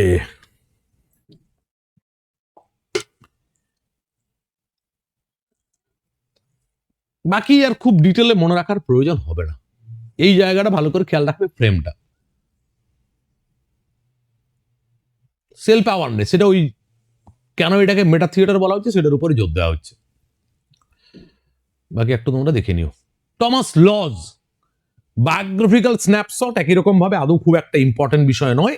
1558 to 1625 পারলে একবার নজর বুলিয়ে নেবে, খুব বেশি ইম্পর্টেন্ট ব্যাপার নয়। ওয়ার্কে চলে এসো। সিলেস মেটামরফোসিস, মেটামরফোসিস কার লেখা? ওভিডের লেখা। আচ্ছা, তো সিলাস মেটামরফোসিস লিখছেন এই ভদ্রলোক, ওভিডিয়ান ন্যারেটিভ পোয়েম। ওভিডের মেটামরফোসিস কি করা হয়েছে? মেটামরফোসিস মানে কি? ট্রান্সফরমেশন, রূপান্তর, পাল্টে যাওয়া। তো মেটামরফোসিসে বেশ কিছুগুলো ট্রান্সফরমেশনের উপর কবিতাগুলো লেখা, যেগুলোকে আমরা বলবো ন্যারেটিভ পোয়েম। তার মানে সেখানে বিভিন্ন ঘটনার ন্যারেশন বা বর্ণনা দেয়া হচ্ছে, এটা ওই ধরনের একটা ন্যারেটিভ পোয়েম। ফার্স্ট ইংলিশ ওভিডিয়ান এপিলিয়ান, এপিলিয়ান ওয়ার্ডটা খেয়াল রাখবে, এপিলিয়ান মানে হচ্ছে মাইনর এপিক। এই ওয়ার্ডটা কয়েকবারই পাবে এখানে, এপিলিয়ান মানে মাইনর এপিক। তাহলে এটা ইংল্যান্ডে আমরা ফার্স্ট ইংলিশ ওভিডিয়ান এপিলিয়ান হিসেবে পাচ্ছি আমরা সিলাস মেটামরফোসিস। পুরোপুরি এপিক নয়, এপিকের কিছু ফিচার্স থাকবে। Source and model for Shakespeare's Venus and Adonis, এবং এইখান থেকে শেক্সপিয়ার তার ভেনাস অ্যান্ড অ্যাডোনিসের সোর্স নিচ্ছেন। Important information. আর কিসের source? Marlowe's Hero and Leander. মার্লোর হিরো এবং লেন্ডারের সোর্স হচ্ছে এই টেক্সটটি। Okay, Rosalind, Euphues golden legacy. Rosalind নামটা শুনে কার কথা মনে পড়ছে? As you like it. Euphues নামটা শুনে কার কথা মনে পড়ছে? এই যে একটু আগে আমরা পড়লাম Euphues the anatomy of poet, Euphues and his England. আচ্ছা, প্রোজ রোমান্স, তাহলে ওই ইউপিউস গুলোর মতো এটাও একটা prose romance, written at sea. এই ভদ্রলোক না সমুদ্রের বিভিন্ন জায়গায় ঘুরে বেড়াতো, ওই সমুদ্রে বেড়াতে বেড়াতে এটা লেখা। Source text for Shakespeare's As you like It. As you like It এখান থেকে যে কতটা ঋণী একটু পরে দেখতে পাবে। ইউফিস্টিক প্রোজ স্টাইল, সেই আগের ইউফিউস, তার স্টাইলটাকে এখানে ফলো করা হচ্ছে, ওই জন্য সাবটাইটেলে দেওয়া আছে ইউপিউস গোল্ডেন লিগেসি। মানে ইউপিউস গোল্ডেন লিগেসি মানে ইউপিউস যে লিগেসি সেট করে গেছে আমি সেটাকেই কন্টিনিউ করছি। Set in the forest of Arden, as you like it a setting, হ্যাঁ কি না? আর looking glass for London and England, collaborative play, কার সাথে? রবার্ট গ্রিনের সাথে। Okay, the wounds of civil war, black verse history play dramatises the Roman civil war between Sulla and Marius, Roman civil war. Okay, one of the earliest English history plays on classical non English subject matter. তার ইংল্যান্ডের বিষয় নিয়ে লেখা নয়, non English subject matter. The wounds of civil war, ইংল্যান্ডের কোন civil ওয়ারকে দেখানো হচ্ছে না, কোথাকার দেখাচ্ছে? রোমের। চলো, রোজালিন্ড ইউফিউস গোল্ডেন লিগেসি। তাহলে প্রথমত খেয়াল দেখো লিলি লিখেছিলেন Euphues the anatomy of poet, Euphues and his England. এখানে লজ কি করছেন? তার এই যে গোল্ডেন লিগেসি, সেই লিগেসিকে তিনি কন্টিনিউ করছেন। তাহলে তার কাছে ইনডেটেড, তার স্টাইলটাকে তিনি নকল করে চলেছেন এবং সেটা তিনি সাবটাইটেলে পরিষ্কার জানিয়ে দিয়েছেন যে আমি এটা করছি এখানে। Written as a kind of sequel to Lyly's work in spirit if not plot. লিলির ওয়ার্কের একটা সিকুয়েল বলতে পারি আমরা, না প্লটের দিক থেকে নয় যে ওখানে যেরকম প্লটটা যেখানে শেষ হলো তারপরে কন্টিনিউ চলছে, না সেরকম নয়, স্পিরিটের দিক থেকে। কারণ তিনি বলেইছেন যে ওল্ড লিগেসিকেই আমি কন্টিনিউ করছি। ক্লিয়ার? এরপর দেখো composition. Lodge claims to have written in during a sea voyage to the Canary. এই লজ সমুদ্রে যাত্রা করতো খুব বেশি, তো সেই সি ভয়েজের সময় লেখা বলে তিনি দাবি করেন। ওকে, নেক্সট চলো সোর্স। সোর্স যা আছে সেটা একটু নিজেরা খেয়াল রাখবে। দ্য টেল অফ গ্যামলিন, চসারের সার্কেলের কারো একজনের লেখা, সেখান থেকে সে সোর্সটা পাচ্ছে। তাহলে তার টেল অফ গ্যামলিন থেকে পাচ্ছে ইউফিউস গোল্ডেন লিগেসি রোজালিন্ড, আর রোজালিন্ড থেকে পাচ্ছে অ্যাজ ইউ লাইক ইট। তাহলে চেনটা খেয়াল রাখবে। এবার প্লটটার দিকে তাকাও, বুঝতে পারবে যে শেক্সপিয়ার কতটা ক্লোজলি লজের টেক্সটটাকে ফলো করেছেন। এখানে আমরা একটা ক্যারেক্টার পাবো স্যালাডাইন, উনি চেঞ্জ করে তাকে করেছেন Oliver. Unjustly treats his younger brother Rosader Orlando. Rosader flees to the forest of Arden where he falls in love with Rosalind, just স্পেলিংটুকু চেঞ্জ।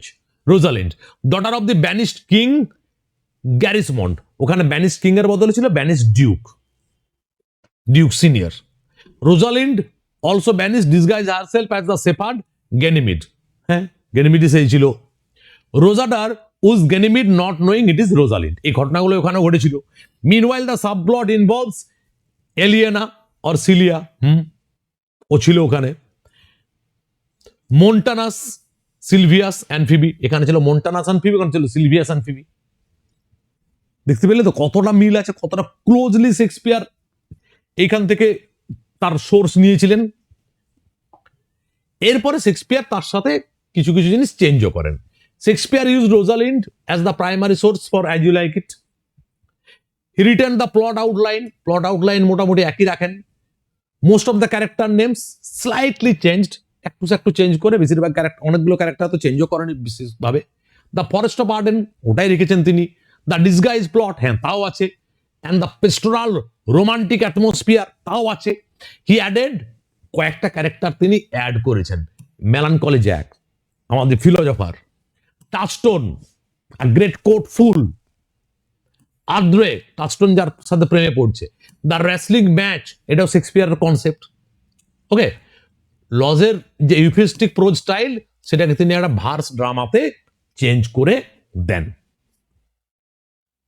মানে এইটুকুটা আমরা বুঝতে পারছি লজের লেখার দ্বারা তিনি খুব বেশি মাত্রায় ইনফ্লুয়েন্স ছিলেন এই নাটকটির জন্য।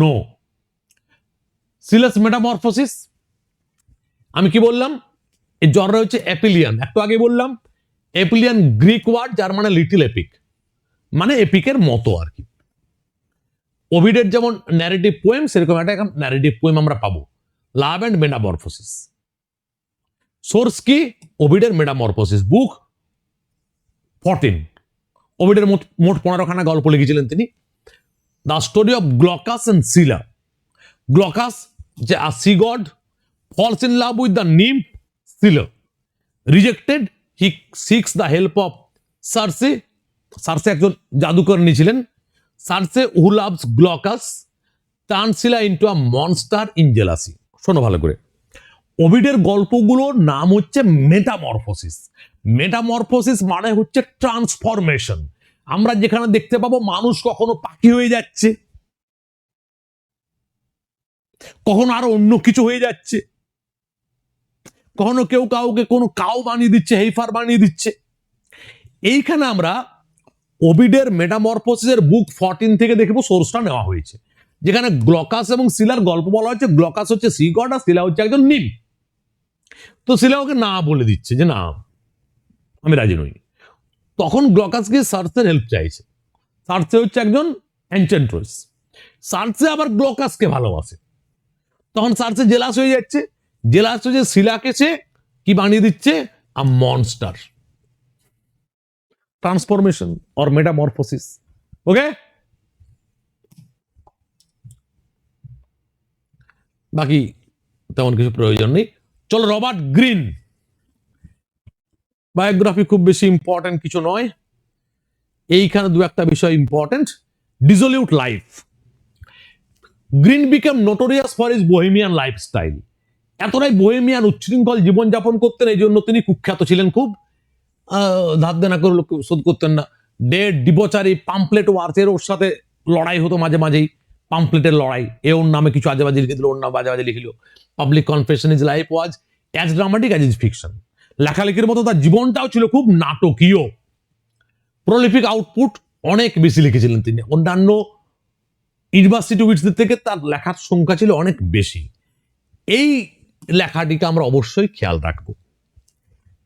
শেক্সপিয়ারের 18 বছর বয়সে 1582-তে তার বিয়ে হয়ে যাচ্ছে। তারপরে 1584 নাগাদ তিনি স্ট্রেটফোর্ড আপন এভন থেকে চলে যাচ্ছেন, এবং তারপরে কিছু বছর তিনি কোথায় ছিলেন আমরা কেউ জানি না। কিন্তু এইটুকুটা বুঝতে পারছি 1592 এর বেশ খানিক আগেই তিনি লন্ডনে পৌঁছে গেছিলেন। এবং 1592 নাগাদ শেক্সপিয়ার, যদিও আমরা বলতে পারি না এই সময় তিনি বিরাট স্টাবলিশড হয়ে গেছিলেন, but at least he established himself as an emerging voice. 1592 নাগাদ শেক্সপিয়ার যে নাটকে ধীরে ধীরে একটা ইমার্জিং ভয়েস হয়ে উঠে আসছেন নাটকের জগতে, এটা আমরা বুঝতে পারছি। কিভাবে বুঝতে পারছি? রবার্ট গ্রিনের একটা পাম্পলেট থেকে। রবার্ট গ্রিন 1592-তে লিখছেন গ্রোথস অফ উইট, যাতে শেক্সপিয়ারকে তিনি বলছেন upstart crow beautified with our feathers. খেয়াল রাখো, এই ইউনিভার্সিটি উইটস গুলো তাদের মধ্যে একটা তো কোথাও অহংকার ছিল, তার অক্সফোর্ড কেমব্রিজ থেকে পড়ে আসছে, আর শেক্সপিয়ার লোকাল গ্রামার স্কুল থেকে পড়ে আসছে, কিন্তু তিনিও ভালোই লিখছেন, ধীরে ধীরে তার খ্যাতি তৈরি হচ্ছে। আউট অফ জেলাসি গ্রিন সেখানে শেক্সপিয়ারকে ক্রিটিসাইজ করছেন।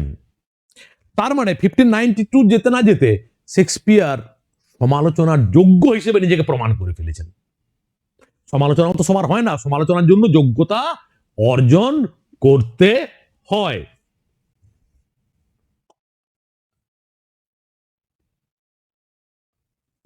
ডাইড ইন পভার্টি, একজন সুমেকার ওয়াইফ তার দেখাশোনা করত। চলো আমরা দেখি এরপর কি কি টেক্সট তার লেখা ছিল। Pandosto, the triumph of time, prose romance, এর উপর বেস করে শেক্সপিয়ার লিখেছিলেন the winter's tale. Menaphon, prose romance, includes the famous preface by Thomas Nash. Feuerbach Feuerbange তার বাকিগুলোর থেকে important text. Best comic play, romantic comedy plus ম্যাজিকের কিছু element আছে। এখানে দুটো প্লট পাশাপাশি চলবে, আমরা আসছি একটু পরে ডিটেলে এটা সম্বন্ধে। অরল্যান্ডো ফিউরিওসো, এটা আসলে একটা ট্রান্সলেশন, এটা মানে based on Ariosto's Orlando Furioso. আর জেমস দ্য ফোর্থ, এটা হিস্ট্রি প্লে, কিন্তু পুরোপুরি বেসড অন ফ্যাক্ট নয়, ফ্যাক্টের সাথে তিনি অনেকটাই ফিকশন মিশিয়ে দিয়েছেন। ওকে, এরপর তাকাও তার কয়েকটা important work. Pandosto, the triumph of time, prose romance, Greene's most enduring fiction, যেটা সব থেকে তার বিখ্যাত হয়েছিল, যার এখানে বেসিক প্লটটা দেওয়া আছে। King Pandosto of Bohemia becomes jealously convinced that his wife Bellaria is having an affair with his friend King Aegisthus of Sicilia. তাহলে বোহেমিয়ার রাজা পেন্ডোস্টো, তার মনে হচ্ছে সিসিলিয়ার রাজা তারই বন্ধু কিং এগিস্টাসের সাথে পেন্ডোস্টোর ওয়াইফ বেলারিয়ার কোনো একটা ইলিসিট রিলেশনশিপ আছে, বিবাহ বহির্ভূত কোনো সম্পর্ক আছে। হি ইমপ্রিজন্স বেলারিয়া, তার ওয়াইফকে সে জেলে বন্দি করে দিচ্ছে। The oracle of Delphi pronounces her innocent, Delphi oracle পর্যন্ত বলছে যে she is not guilty. The king disbelieves the oracle, রাজা ওরেকলটাকে পর্যন্ত মানছে না, ওরেকল পর্যন্ত বিশ্বাস করছে না। তাতে কি হলো? হিজ সন ডাইজ, ঈশ্বর বলছে বারে ভাই আমারটাও বিশ্বাস করবি না তুই। বেলারিয়া ডাইজ অফ গ্রিফ, বেলারিয়াও মারা গেল সে দুঃখে। The infant daughter Fawnia is exposed at sea and was ashore in Sicilia where she is raised as a separatist. তাদের মেয়ে সে ভাস্তা ভাস্তা গিয়ে পৌঁছালে কোথায়? সিসিলিয়াতে, সেখানে সেপারেটিস্ট হিসেবে সে বড় হচ্ছে। Years later prince Dorastus of Sicilia falls in love with Fawnia, সিসিলিয়ার রাজাকে তারই বন্ধু ছিল বোহেমিয়ার রাজা, তার ছেলে এই সেপারেটিস্টের প্রেমে পড়ে গেছে, বেদের মেয়ে জ্যোৎস্না। দে ফ্লি টু বোহেমিয়া, তারা বোহেমিয়া চলে এসছে, কারণ ওর বাবা মানবে না সেপারেটিস্টকে বিয়ে করলে।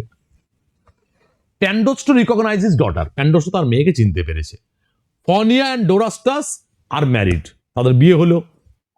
But Pandosto overcome by incestuous desire for his own daughter and grief kills himself. কিন্তু প্যান্ডোস্টো তার মেয়ে যে অনেক তার কাছে ছিল না, মেয়েকে দেখার পর he had some kind of incestuous desire, সে নিজেকে সামলাতে পারল না, সে নিজেকে শেষ করে দিল, যে কি ভাবছি আমি এগুলো। Okay, Friar Bacon and Friar Bungay, এখানে পাশাপাশি দুটো থিম আছে। জনরে হচ্ছে রোমান্টিক কমেডি আর double plot play combining the magic of Roger Bacon, historic Oxford friar scientist. তাহলে এখানে দুটো প্লট আছে, যার মধ্যে একটা প্লটে আমরা রজার বেকনকে পাবো। রজার বেকন কিন্তু হিস্টোরিক্যাল ক্যারেক্টার ছিলেন, একজন ফ্রায়ার ছিলেন, তার পাশাপাশি সায়েন্টিস্ট ছিলেন অক্সফোর্ডের। With the love story of prince Edward and Margaret of Fressingfield. তাহলে একদিকে একটা লাভ স্টোরি পাচ্ছি আমরা এডওয়ার্ড আর মার্গারেটের, অন্যদিকে রজার বেকনের আমরা সায়েন্টিফিক যে তোমার এক্সপেরিমেন্ট আমরা সেটাও পাচ্ছি। প্লট দেওয়া আছে, যে prince Edward falls in love with the country maid Margaret of Fressingfield. He sends his friend Lacy to woo her on his behalf. কি হলো দেখো, প্রিন্স এডওয়ার্ড মার্গারেটকে ভালোবেসে ফেলেছে। প্রিন্স এডওয়ার্ড তার বন্ধু লেসিকে পাঠালো যে যা তুই একটু মার্গারেটকে বোঝাবি যে আমি ওকে ভালোবাসি। কিন্তু হয়ে গেল উল্টো, Lacy falls genuinely in love with Margaret. Lacy নিজেই মার্গারেটকে একেবারে আন্তরিকভাবে ভালোবেসে ফেললো। অ্যান্ড কোর্টস হার হিমসেলফ, ও নিজেই প্রেম নিবেদন করে ফেললো তাকে। Edward initially plans revenge but eventually moved by the love blesses the marriage. তাহলে এডওয়ার্ডের প্রথম দিকে মনে হলো যে ঠিক আছে আমি রিভেঞ্জ নেব, পরে দেখলো না এরা দুজন একে অপর খুব ভালোবাসে, বলছে ঠিক আছে চলো তোমরা বিয়ে করো। এটা একটা প্লট হলো। প্যারালাল প্লট আমরা একটা পাবো, ফ্রায়ার বেকন, রজার বেকন যিনি ফ্রায়ার ছিলেন, সায়েন্টিস্ট ছিলেন, কনস্ট্রাক্টস আ ব্রেজেন হেড অ্যান্ড আর্টিফিশিয়াল ইন্টেলিজেন্স। ভাবো এআই তখন তিনি তৈরি করে দিয়েছিলেন, এআই আজকের নয়, বুঝতে পারছো? To foretell whether England will be surrounded by a brass wall. তো সেই ব্রেজেন হেড সে বলবে যে England, whether England will be surrounded by a brass wall or not.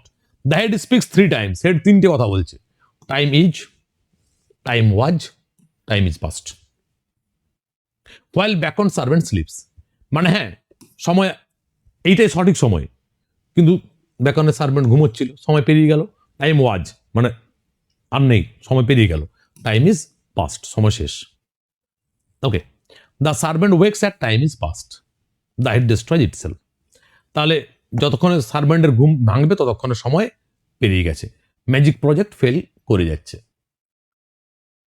Theme কি কি ছিল দেখবে, the danger of magic, the superiority of natural love over courtly intrigue. Lacy যেহেতু আন্তরিকভাবে ভালোবেসে ফেলেছিল, ওই জন্য এডওয়ার্ড আলটিমেটলি ওকে ক্ষমা করে দিল।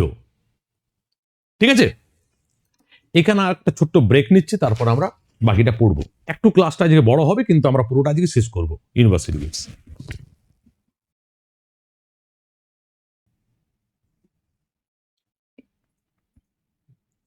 হ্যাঁ, আমরা এরপর বাকি অংশটা পড়ি, তার আগে একটা ছোট্ট কথা বলি তোমাদের, কারণ যা কিছু হচ্ছে তোমাদের জন্যই হচ্ছে, তোমরা সাথে আছো বলে হচ্ছে। সেটা হলো যে এই মাত্র দিন 4-5 বোধহয় হবে, অ্যামাজনে আমাদের বইটা আনা হয়েছে, social and litre history of ইংল্যান্ডের বইটি। এর মধ্যে বেশ কিছু আদার স্টেট থেকে অর্ডার আমাদের কাছে আসতে শুরু করেছে। অবশ্যই তোমাদের জন্যই সব কিছু সম্ভব হচ্ছে। ওকে,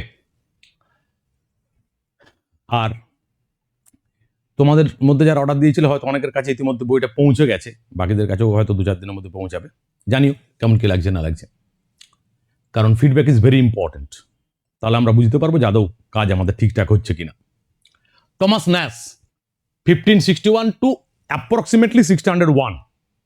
আচ্ছা, আজ পাবে, ঠিক আছে, 2-1 জানিয়েছি ইতিমধ্যে পেয়ে গেছে। তাহলে এগুলো একটু খেয়াল রাখবে যে কত সালে জন্ম, কত সালে মৃত্যু। বাকি একই কথা, খুব বেশি ইম্পর্টেন্ট নয়। বায়োগ্রাফিক্যাল স্ন্যাপশট, এইখানে চলে এসো। মারপ্রিলেট controversy, Nash probably contributed to the anti-Marprelate pamphlets।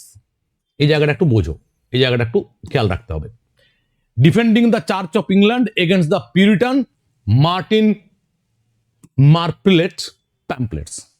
Martin Marprelate pamphlets, যেখানে যারা পিউরিটানরা লিখছিল চার্চ অফ ইংল্যান্ডকে ক্রিটিসাইজ করে, ন্যাশ চার্চ অফ ইংল্যান্ডকে ডিফেন্ড করছিলেন।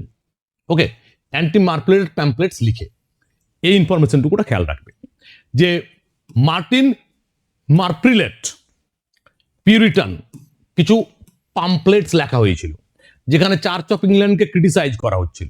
সেই চার্চ অফ ইংল্যান্ডকে ডিফেন্ড করে টমাস ন্যাশ, আরো কিছুজন ছিলেন, তার মধ্যে টমাস ন্যাশও ছিলেন, যিনি অ্যান্টি মারপ্রিলেট পাম্পলেট লিখে সেই সময় বিতর্কে জড়িয়ে পড়েন।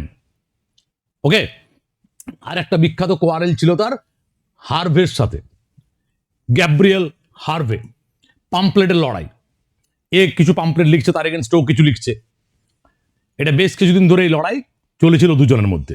Extended pamphlet war with Gabriel Harvey, a series of increasingly vitriolic exchanges. Okay, দুজনের মধ্যে বেশ কিছুদিন লড়াই চলেছিল। এই দুটো পাম্পলেট কন্ট্রোভার্সি খেয়াল রাখবে নেসের ব্যাপারে। এরপর চলে এসো কি works, the anatomy of absurdity. Okay, first published work an attack on bad writing and popular romances, সেগুলো ক্রিটিসাইজ করে লিখছেন shows Nashe's combative critical sensibility from the outset. তাহলে তার মধ্যে একটা ক্রিটিক্যাল সেন্সিবিলিটি প্রথম থেকেই ছিল, কারণ তিনি শুরুই করছেন ক্রিটিসাইজ করে ব্যাড রাইটিং এবং সেই সময়ের যে popular romances. Summer's last will and testament and entertainment, possibly a masque or private play performed at the Archbishop Canterbury's Palace, combined seasonal allegory with sharp social satire and melancholy. Satire তার লেখার একটা বৈশিষ্ট্য ছিল, যদিও তিনি সবচেয়ে বেশি বিখ্যাত এই টেক্সটার জন্য। The unfortunate traveller or the life of Jack Wilton, novel proper সেন্সে ইংল্যান্ডে লেখা হবে 1740-তে, কিন্তু নভেলের বেশ কিছু এলিমেন্টস অনেক আগে আমরা ক্যান্টারবেরি টেলসে পেয়েছি, আমরা ফিলিপ সিডনির আর্কাডিয়াতে পেয়েছি, এমনকি নভেলের প্রচুর এলিমেন্ট পাবো আমরা টমাস নেসের the unfortunate traveller or the life of Jack উইলটনে, যেটাকে বলা হয় নেসের মাস্টারপিস, সব থেকে ইম্পর্টেন্ট লেখা ওনার। The first English picaresque novel বলে অনেকে এটাকে দাবি করেন। পিকারেস্ক নভেল নিশ্চয় তোমাদের মনে আছে, which deals with life of picaro আর রোগিস ক্যারেক্টার, যার অনেক অ্যাডভেঞ্চারের মধ্যে জড়িয়ে পড়বে সে, যেমন খুব বিখ্যাত example Tom Jones, Henry fielding এর লেখা। Jack Wilton travels through Europe during the reign of Henry VIII, combines adventure, violence, satire and social observation. যে ক্যারেক্টারিস্টিক্স গুলো আমরা পরে টম জোনসের মধ্যেও পাবো। তাহলে পিকারেক্স নভেলের এই ক্যারেক্টারিস্টিক্স গুলো বা সার্ভান্তিসের দাঁ কি হতেও পাবো। পিকারেক্স নভেলের ক্যারেক্টারিস্টিক্স গুলো আমরা দ্য আনফরচুনেট ট্রাভেলারে পাই, যদিও প্রপার সেন্সে তখনও নভেল লেখা হয়নি। 1740 গিয়ে পামেলা ভার্চুরি ওয়ার্ডের ফার্স্ট প্রপার ইংলিশ নভেল লেখা হবে, কিন্তু নভেল ইন দ্য মেকিং বলাই যেতে পারে এটাকে। অনেকে এটাকে পিকারেক্স নভেল বলেও দাবি করে থাকেন। এটা নেসের মাস্টারপিস। দেখো ডিসকাশনে আমরা এখানে এসেছি, the unfortunate traveller or the life of Jack Wilton 1594। জনরে কি ধরনের লেখা ওটা না, the first English picaresque novel বলে অনেকে এটাকে দাবি করে থাকেন। আপ্রোজ ন্যারেটিভ, এটা প্রোজ ন্যারেটিভ, মানে প্রোজে লেখা একটা ন্যারেটিভ, ফলোইং আ রোগ ন্যারেটর, পিকারো, তার জন্য পিকার নোবেল বলে দাবি করা হচ্ছে, যার নাম হচ্ছে Jack Wilton. Through a series of adventures across Europe, ইউরোপের বিভিন্ন জায়গায় তিনি ঘুরে বেড়াচ্ছিলেন হেনরি দ্য এইথ আমলে, তার যে বিভিন্ন অ্যাডভেঞ্চার তার বর্ণনা আমরা এখানে পাবো। Combined historical background, okay, Henry the এইথের সময় ইউরোপের অন্যান্য দেশে কারা শাসন করছেন না করছেন হিস্টোরিক্যাল ব্যাকগ্রাউন্ড পাচ্ছি আমরা, with fictional incident, social satire and grotesque violence. Historical setting বলতে আমরা কি পাবো, set during the reign of Henry the eighth, Jack is a page to the earl of Surrey, the real historical poet. কে ছিল? Henry Howard, historical poet. He witnesses historical events including the Battle of Marignano, the Field of the Cloth, etc. তাহলে এই টেক্সটে আমরা একটা historical setting পাবো যার সাথে ফিকশনকে ঢুকিয়ে দেওয়া হবে। আমরা হেনরি দ্য এইথের আমলের কথা পাবো, আমরা হেনরি হাওয়ার্ড আর্ল অফ সারের রেফারেন্স পাবো, বেশ কিছু ইম্পর্টেন্ট ইনসিডেন্ট যেগুলো এই সময় ঘটেছিল তার রেফারেন্স পাবো। তাহলে হিস্টোরিক্যাল সেটিং একটা ছিল। স্ট্রাকচার কিরকম? এপিসোডিক। এপিসোডিক মানে কি? এক একটা খাপছাড়া খাপছাড়া কিছু কিছু ঘটনা দেখানো হবে। ওয়েল কানেক্টেড স্ট্রাকচার নয়, এপিসোডিক স্ট্রাকচার, খাপ ছাড়া অনেকগুলো ঘটনা দেখানো হবে। Jack encounters a series of figures, Thomas More, দেখো historical characters, Erasmus, the earl of Surrey, Pietro Aretino, a murderer, আর রোমান নোবেল অ্যান্ড এক্সিকিউশনার। অনেক মানুষের সাথে আলাপ হবে, তাদের সাথে তার লাইফ কিভাবে জড়িয়ে যাচ্ছে, তার বিভিন্ন এক্সপেরিয়েন্সেস, সেগুলোকে এখানে তুলে আনা হবে। The dark turn, the second half of the novel shifts from comedy to horror, second হাফটা কমেডি থেকে হরারের দিকে চলে যাচ্ছে। Jack witness a brutal rape, a grotesque execution, one of the most graphic passages in Elizabethan prose, a plague infected house and extreme cruelty. তাহলে first part যেখানে অনেক বেশি কমিক এলিমেন্ট ছিল, সেকেন্ড পার্টে হরারের পরিমাণ খুবই বেড়ে যাচ্ছে। Anticipating the violence of Jacobean tragedy and the Gothic novel. পরে আমরা জেকোবিয়ান পিরিয়ডে যে ট্রেজেডি গুলো পাবো, ফর এক্সাম্পল জন ওয়েবস্টারের ধরো তুমি ডাচেস অফ মালফি, বা রিভেঞ্জার্স ট্রেজেডি বা অ্যাথেইস ট্রেজেডি, এই ট্রেজেডি গুলোতে আমরা যেরকম ভায়োলেন্স পাবো, আমরা এই টেক্সটে তার আগেই সেরকম ভায়োলেন্স পাচ্ছি। বা ধরো গথিক নভেলে হোরেস ওয়ালপোল বা মিসেস অন রেডক্লিফ, তাদের নভেলগুলোতে আমরা যে ধরনের ভায়োলেন্স পাবো, তারই প্রিকারসর বলা যায় এই টেক্সটটিকে। জ্যাক অ্যাজ ন্যারেটর, ন্যারেটর হিসেবে জ্যাককে আমরা বলতে পারি Jack is the first fully realised unreliable narrator. যেটা দেখবে পোস্ট মডার্ন এরাতে গিয়ে আমরা এরকম প্রচুর নভেল পাবো যেখানে ন্যারেটরকে বলা হবে আনরিলায়েবল ন্যারেটর। তাহলে আমরা এরকম ফার্স্ট আনরিলায়েবল ন্যারেটর বলতে পারি জ্যাক উইলটনকে। In English prose fiction he is witty, self serving, morally inconsistent and endlessly entertaining. Okay, তাহলে এই বেসিক ইনফরমেশন গুলো আমরা একটু খেয়াল রাখবো। এর পরে যিনি আসছেন, the greatest of the university wits, the greatest of pre Shakespearean dramatist, Christopher Marlowe, যার জন্ম হচ্ছে 1564, which happened to be the year of birth of Shakespeare as well, 1564। কিন্তু শেক্সপিয়ার বেঁচে ছিলেন অনেকটা বেশি, 1616 পর্যন্ত।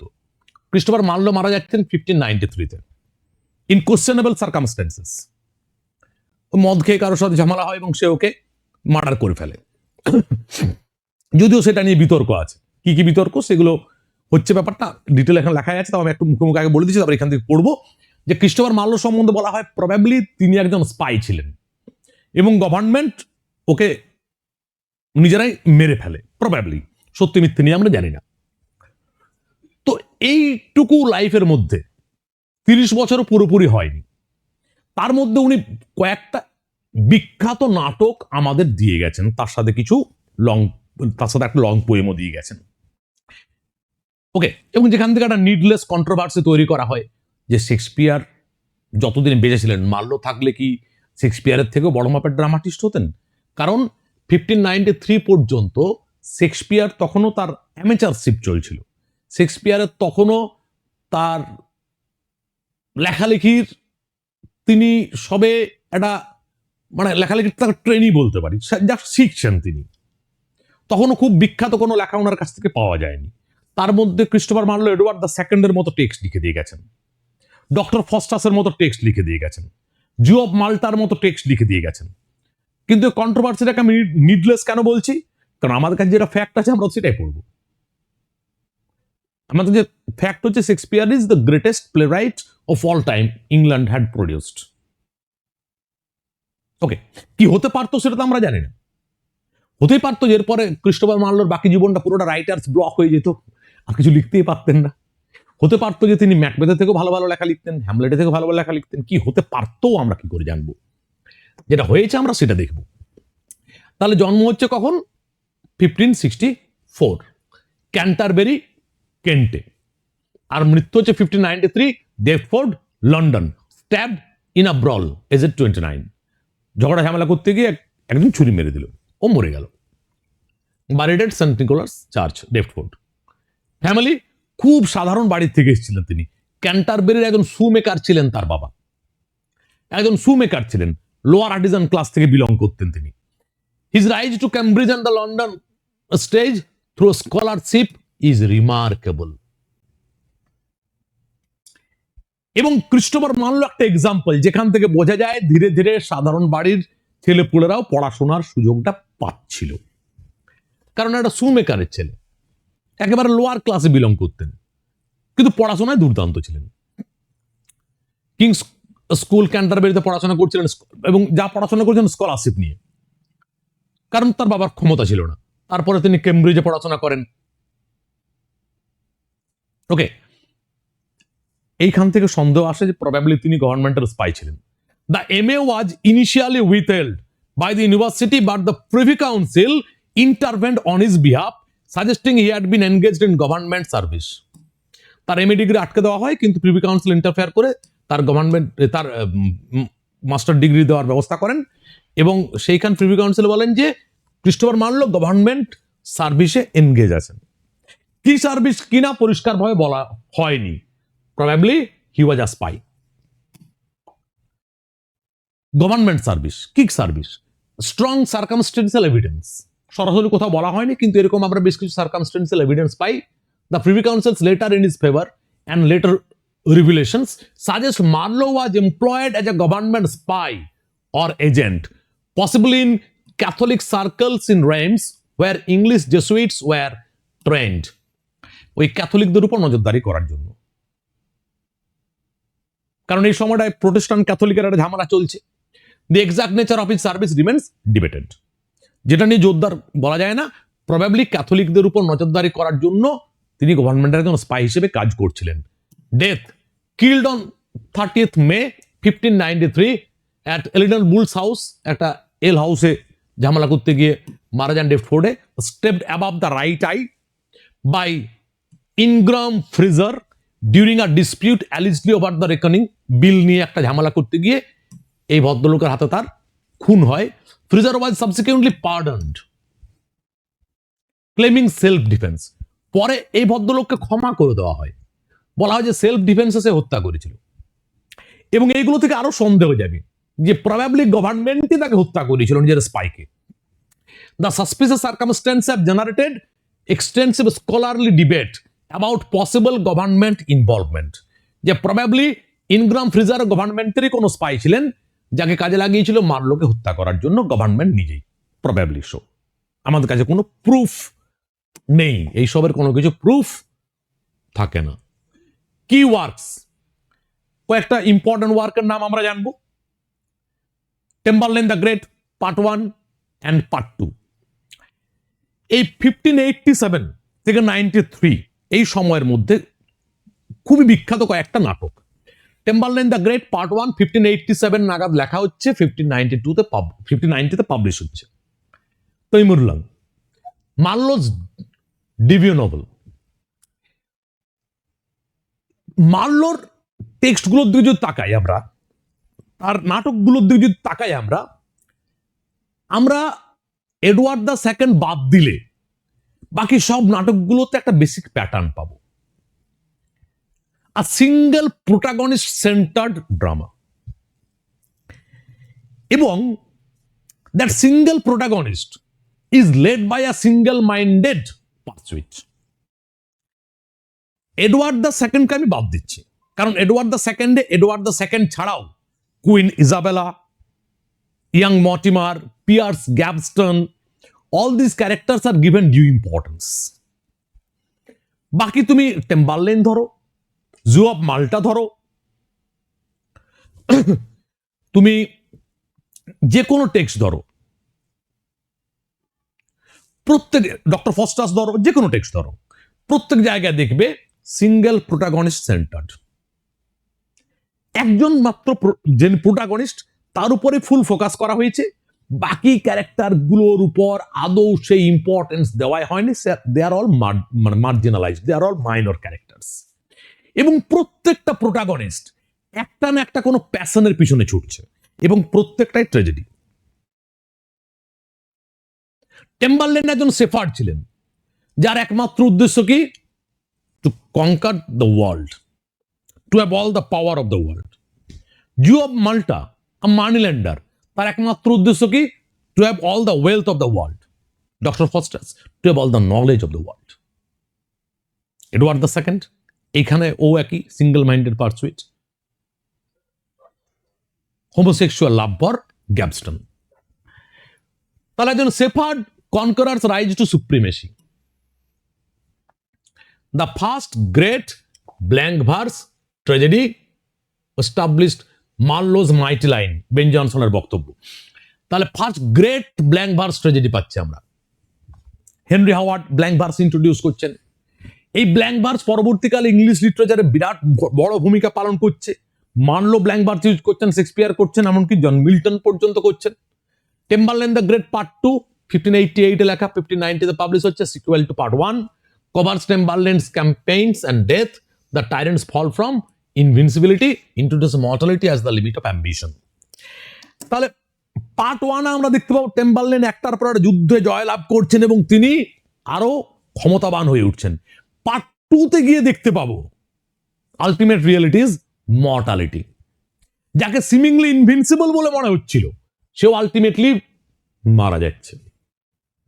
তাহলে ফার্স্ট পার্টে তার রাইজ দেখাচ্ছে, সেকেন্ড পার্টে তার ফল দেখাচ্ছে। The Jew of Malta, Barabas, dark comedy or tragedy দূরে বলা হয়ে থাকে। বারাবাস মাল্টা নামের একটা শহরের Jew merchant is dispossessed by the Christian governor and takes revenge. তার একটা উদ্দেশ্য রিভেঞ্জ নেওয়া। মেকিয়াভেলিয়ান ভিলেন, যে কোনো মূল্যে আমাকে ক্ষমতা দখল করতে হবে, আমাকে অর্থ উপার্জন করতে হবে।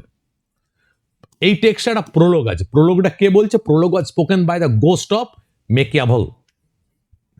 ওকে, তাহলে বারাবাসেরও single minded pursuit all the wealth of the world.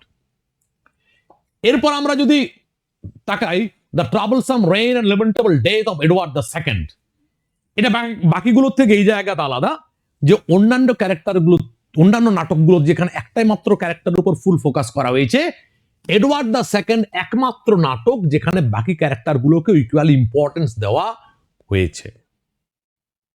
ওকে,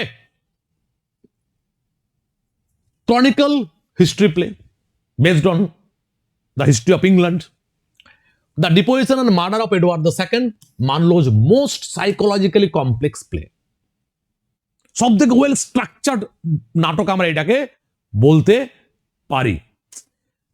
এটা বাবা ল্যাঙ্গুয়েজ দেখো, ফার্স্ট গ্রেট বলা হয়েছে না, গর্বটা ফার্স্ট ব্ল্যাঙ্ক ভার্স ট্র্যাজেডি, কিন্তু গ্রেট বলা হয়েছে যে ওটাকে। ল্যাঙ্গুয়েজটা দেখো, শুধু ফার্স্ট ওয়ার্ডটাই দেখলে তারপরটা দেখো।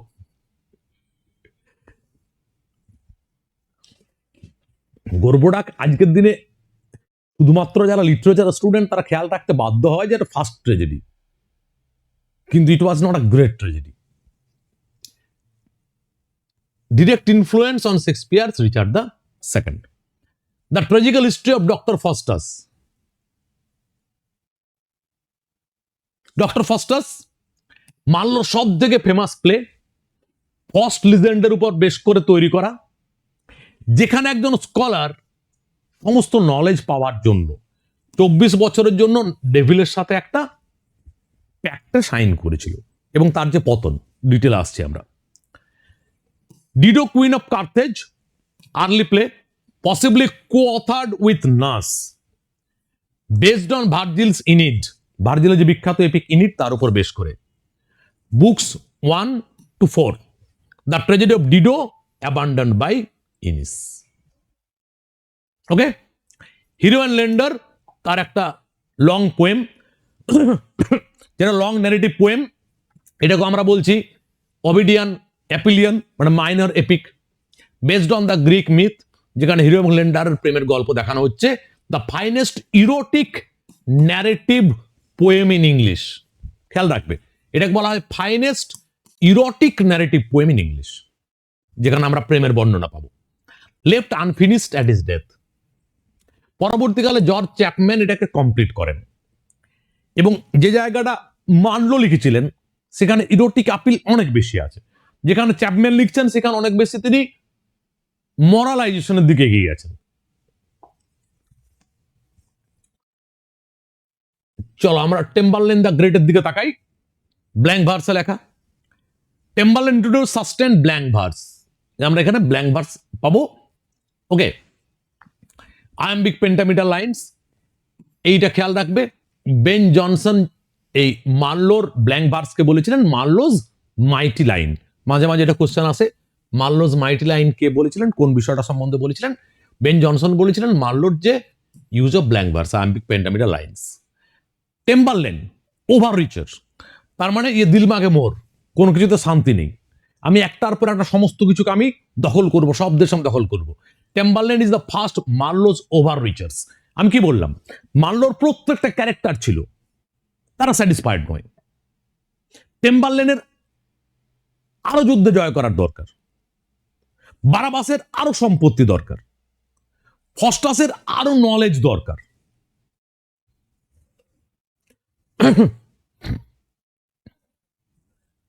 পার্ট 1 কি বললাম, পার্ট 1 আমরা পাবো রাইজ অফ টেম্বারলেইন, পার্ট 2 তে পাবো ফল অফ টেম্বারলেইন। পার্ট 1 দেখাচ্ছে কিভাবে তিনি একটার পর একটা দেশকে দখল করছেন, আর পার্ট 2 তে দেখাচ্ছে যে তুমি যতই ভাবো যে কবে কবে লাগতে হয় কি আপনি যে ভগবান হ্যাঁ, শেষমেশ তুমিও বুঝতে পারবে you are also an ordinary human being, এবং তোমারও মৃত্যু আসবে। ওকে, পড়বে এরপর নিজেরা। ডক্টর ফস্টাস, যখন নাটকটা শুরু হচ্ছে তখন আমরা দেখতে পাচ্ছি ডক্টর ফস্টাসের ভালো লাগছে না। কেন ভালো লাগছে না? এত বেশি অ্যাচিভ করে ফেলেছেন আর অ্যাচিভ করার কিছু নেই। Each and every branch of human learning সেখানে তিনি তার জায়গায় সেরা। লয়ার হিসেবে তার থেকে বেশি কেউ জানে না, মেডিকেল প্র্যাকটিশনার হিসেবে তার থেকে বেশি কেউ জানে না, থিওলজির নলেজ তার থেকে বেশি কিছু নেই। হিউম্যান ব্রাঞ্চেস অফ লার্নিং যা যা থাকতে পারে সব তার জানা হয়ে গেছে।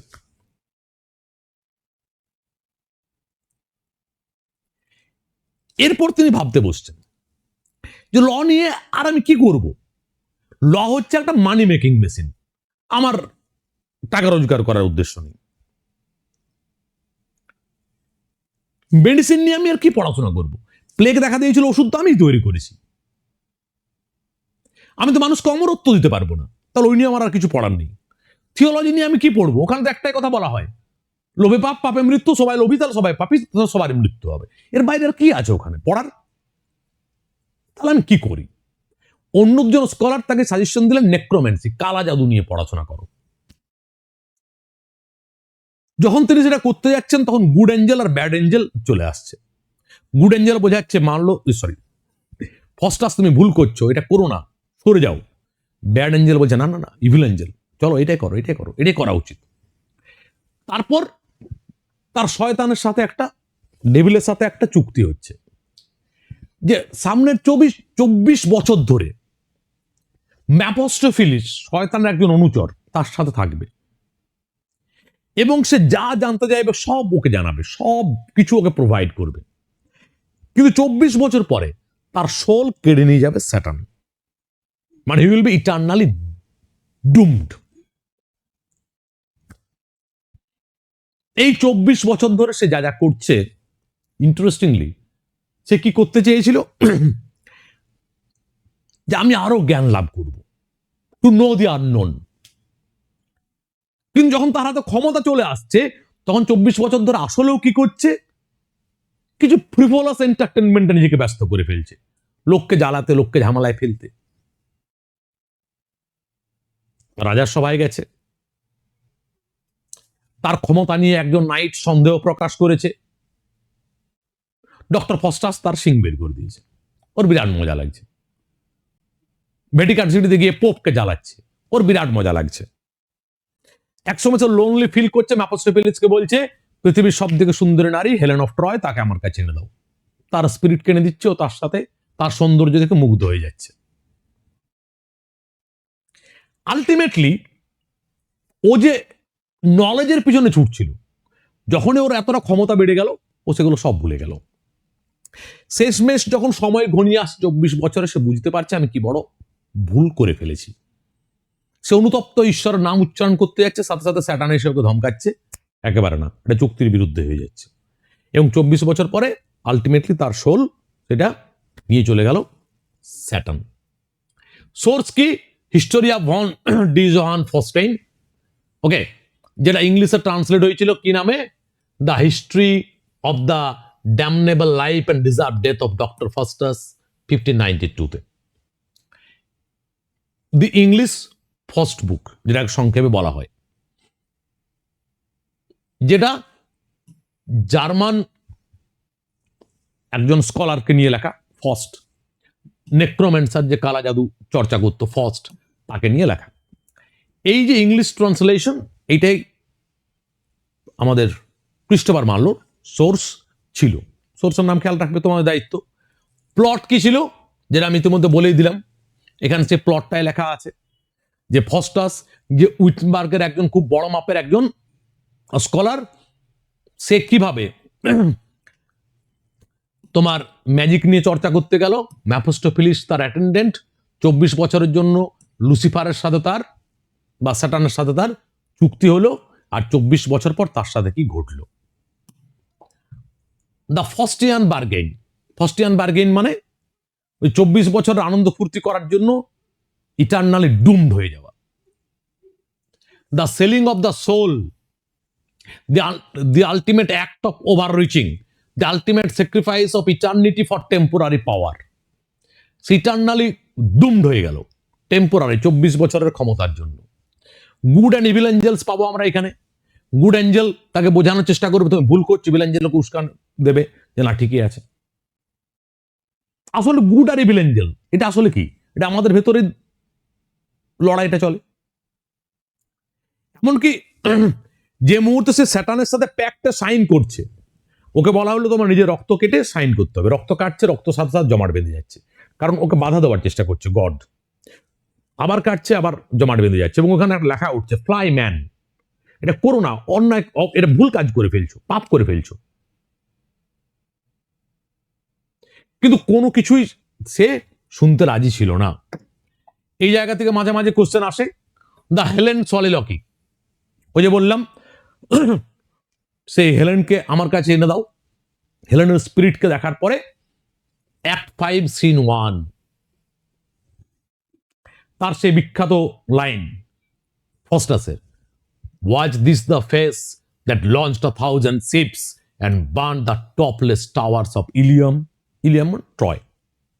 তাহলে এই কি সেই মুখ যার জন্য এত এত জাহাজ ডুবে গেল, যার জন্য ট্রয় নগরী পুড়ে ছারখার হয়ে গেল? Okay, the speech is the most celebrated in pre Shakespearean drama. ঠিক আছে, খুব বিখ্যাত লাইন এইগুলো।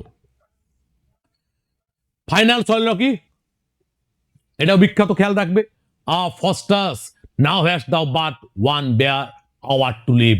আর মাত্র 1 ঘন্টা আছে, ওই 24 বছরের শেষ 1 ঘন্টার পড়ে আছে। The final মোনোলগ as the clock strikes toward midnight is one of the most powerful passages in English drama.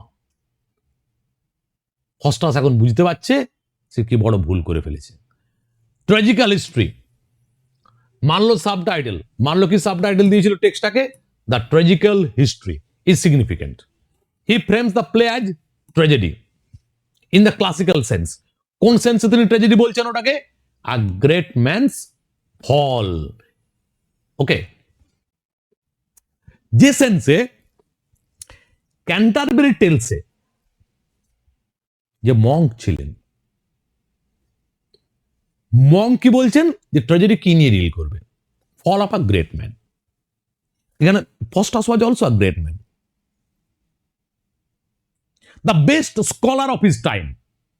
তার যে পতনকে দেখানো হচ্ছে, এই সেন্সে ওটা ট্র্যাজেডি।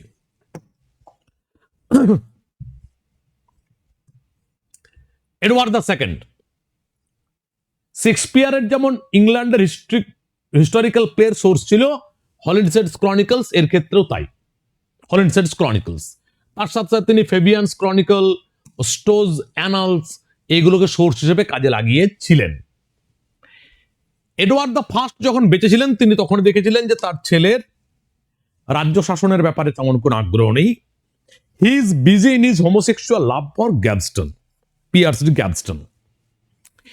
এবং এই কারণে গ্যাবস্টনকে দেশ থেকে বিতাড়িত করা হয়, এবং এডওয়ার্ড দ্য ফার্স্ট তার নোবেলম্যানদের বলে যান যে আমার মৃত্যুর পরে আমি আমার ছেলেকে হাড়ে হাড়ে চিনি, সে রাজা হলেই সে প্রথম যে কাজটি করবে সে হচ্ছে গ্যাবস্টনকে আবার ইংল্যান্ডে ফিরিয়ে আনবে, এবং দেশ শাসন করার বদলে সে ওই গ্যাবস্টনকে নিয়ে মাতামাতি করবে।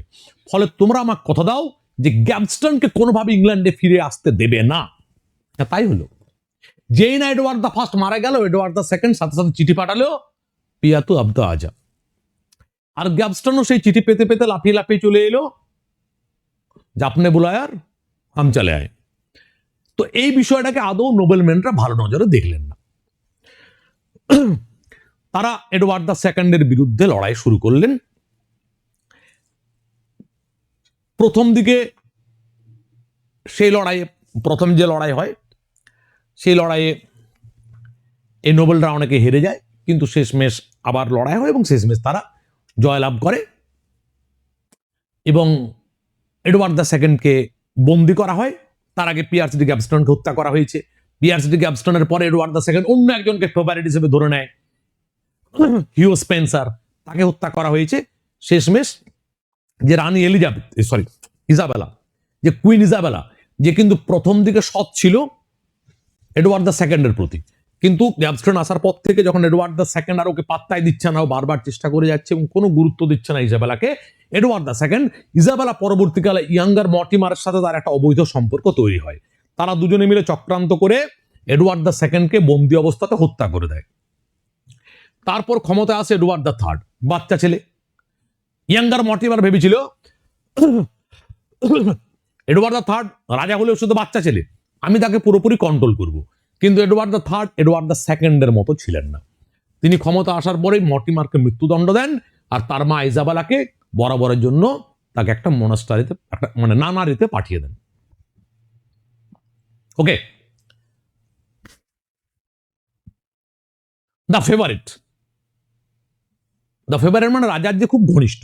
যেমন প্রথমে ছিলেন পিয়ার্স গ্যাবস্টন, গ্যাবস্টনকে যখন এই নোবেলম্যানরা হত্যা করে দিল তখন রাজা বলছে ঠিক আছে, তাহলে আমি আরেকজনকে আমার ফেভারিট বানাবো, করে তিনি হিউ স্পেন্সারকে তার ফেভারিট বানাচ্ছেন। ইজাবেলা দ্য কুইন, যার এক সময় প্রেমের সম্পর্ক তৈরি হয় মর্টিমারের সাথে। পলিটিক্যাল ট্র্যাজেডি, সে তো নামটা থেকে বুঝতে পারলে, ঘটনাটা থেকে। হিরো অ্যান্ড ল্যান্ডার, তার একটা দীর্ঘ কবিতা। সোর্স কোথায়, কোথা থেকে সোর্স পাচ্ছেন? মিউসিয়াস গ্রামাটিকাস, তার লেখা Hero and Leander, late 5th early 6th century Greek poem. ওভিডের হেরোইডিস আর একটা সোর্স। এই সোর্সগুলোকে কাজে লাগিয়ে মার্লো তার হিরো অ্যান্ড ল্যান্ডার লিখেছেন। সোর্সগুলোকে তিনি নিজের মতন করে প্রচুর চেঞ্জ করে নিয়েছেন, র্যাডিক্যালি চেঞ্জ করে নিয়েছেন। এটাকে আমরা একটা ওভিডিয়ান মাইনর এপিক বা এপিলিয়ন বলবো।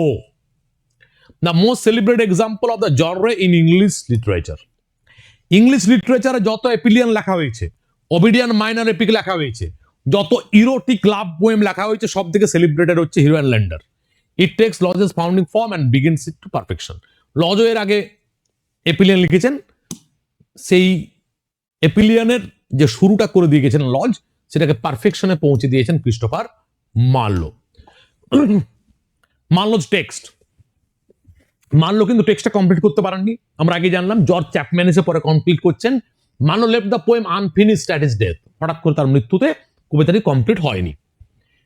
Ending at sestiads 1 and 2, sestiad named after Hero's town Sestos, Hero's শহর যে সেস্টোস তার নাম থেকে এক একটা পার্টকে সেস্টিয়ার বলে। সেস্টিয়ান 1 এবং 2 লিখেছিলেন মার্লো।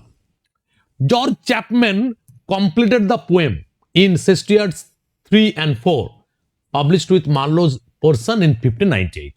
তাহলে মার্লো সেস্টিয়ার্স 1 and 2 লিখে গেছে। সেস্টিয়ার্ড ওয়ার্ডটা আসছে কোথা থেকে? না, হিরো যে শহরে বাস করতেন সেস্টোস, সেখান থেকে সেস্টিয়ার্ড হিসেবে ওটাকে ভাগ করে সেস্টিয়ার্ড 1, সেস্টিয়ার্ড 2, সেস্টিয়ার্ড 3, সেস্টিয়ার্ড 4। তার মধ্যে 1 এবং 2 মার্লো লিখতে পেরেছিলেন। জর্জ চ্যাপম্যান 3 আর 4 লিখলেন, লেখার পরে সবটাকে একসাথে করে 1598 পাবলিশ করা হচ্ছে। মার্লোজ 2 সেস্টিয়ার্ডস আর দ্য মাস্টারপিস, মার্লোরটাই হচ্ছে আসল জায়গাটা, masterpiece. Chapman's continuation is more moral and Platonic. প্লটটা কেমন ছিল? Hero, a priestess of Venus on one side of the Hellespont, একটা বড় water body, meets Leander of Abydos at a festival. দুজনের ফেস্টিভ্যালে দেখা হয়। হিরো একজন প্রিস্টেস অফ ভেনাস, দুজনের একটা ফেস্টিভ্যালে দেখা হয়। দে ফল ইন লাভ, তাদের মধ্যে প্রেম সম্পর্ক তৈরি হচ্ছে। লেন্ডার সুইমস দ্য হেলেসপন্ট টু ও হার, তাহলে পুরো সে ওয়াটার বডি সাঁতরে রাত্রে বেলায় পেরিয়ে এসে ওর সাথে প্রেম করছে। Neptune the sea god is enamoured of Leander and impedes his crossing. Leander reaches Hero, they consummate their love. Marlowe's poem ends the morning after.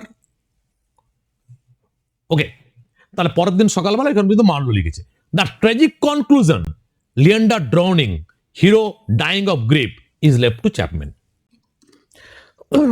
তাহলে কি বললাম, দুটো শেক্সপিয়ার মার্লোর লেখা আর পরের দুটো চ্যাপম্যানের লেখা। মার্লো যতটা লিখেছেন সেটা হচ্ছে ওদের দুজনের দেখা হচ্ছে, প্রেম হচ্ছে, সাঁতরে এই পারে আসছে, ওদের দুজন একে অপরের সাথে রাতটা কাটাচ্ছে, পরের দিন সকাল পর্যন্ত, এটা মার্লোর লেখা। তারপরে যখন ওই হিরো লিয়েন্ডার ফেরার সময় যে ডুবে মারা যাচ্ছে এবং দুঃখে হিরো মারা যাচ্ছে, এটা চ্যাপম্যানের লেখা। ইরোটিক টোন, পুরো জোর ইরোটিক টোন আছে, এই জন্য বললাম, আমরা একটু আগে আমরা বললাম যে বেস্ট ইরোটিক পোয়েম বলা হয়। Marlowe's poem is frankly erotic in the Ovidian tradition. ওভিডের লেখাগুলো অনেক বেশি ইরোটিক হতো।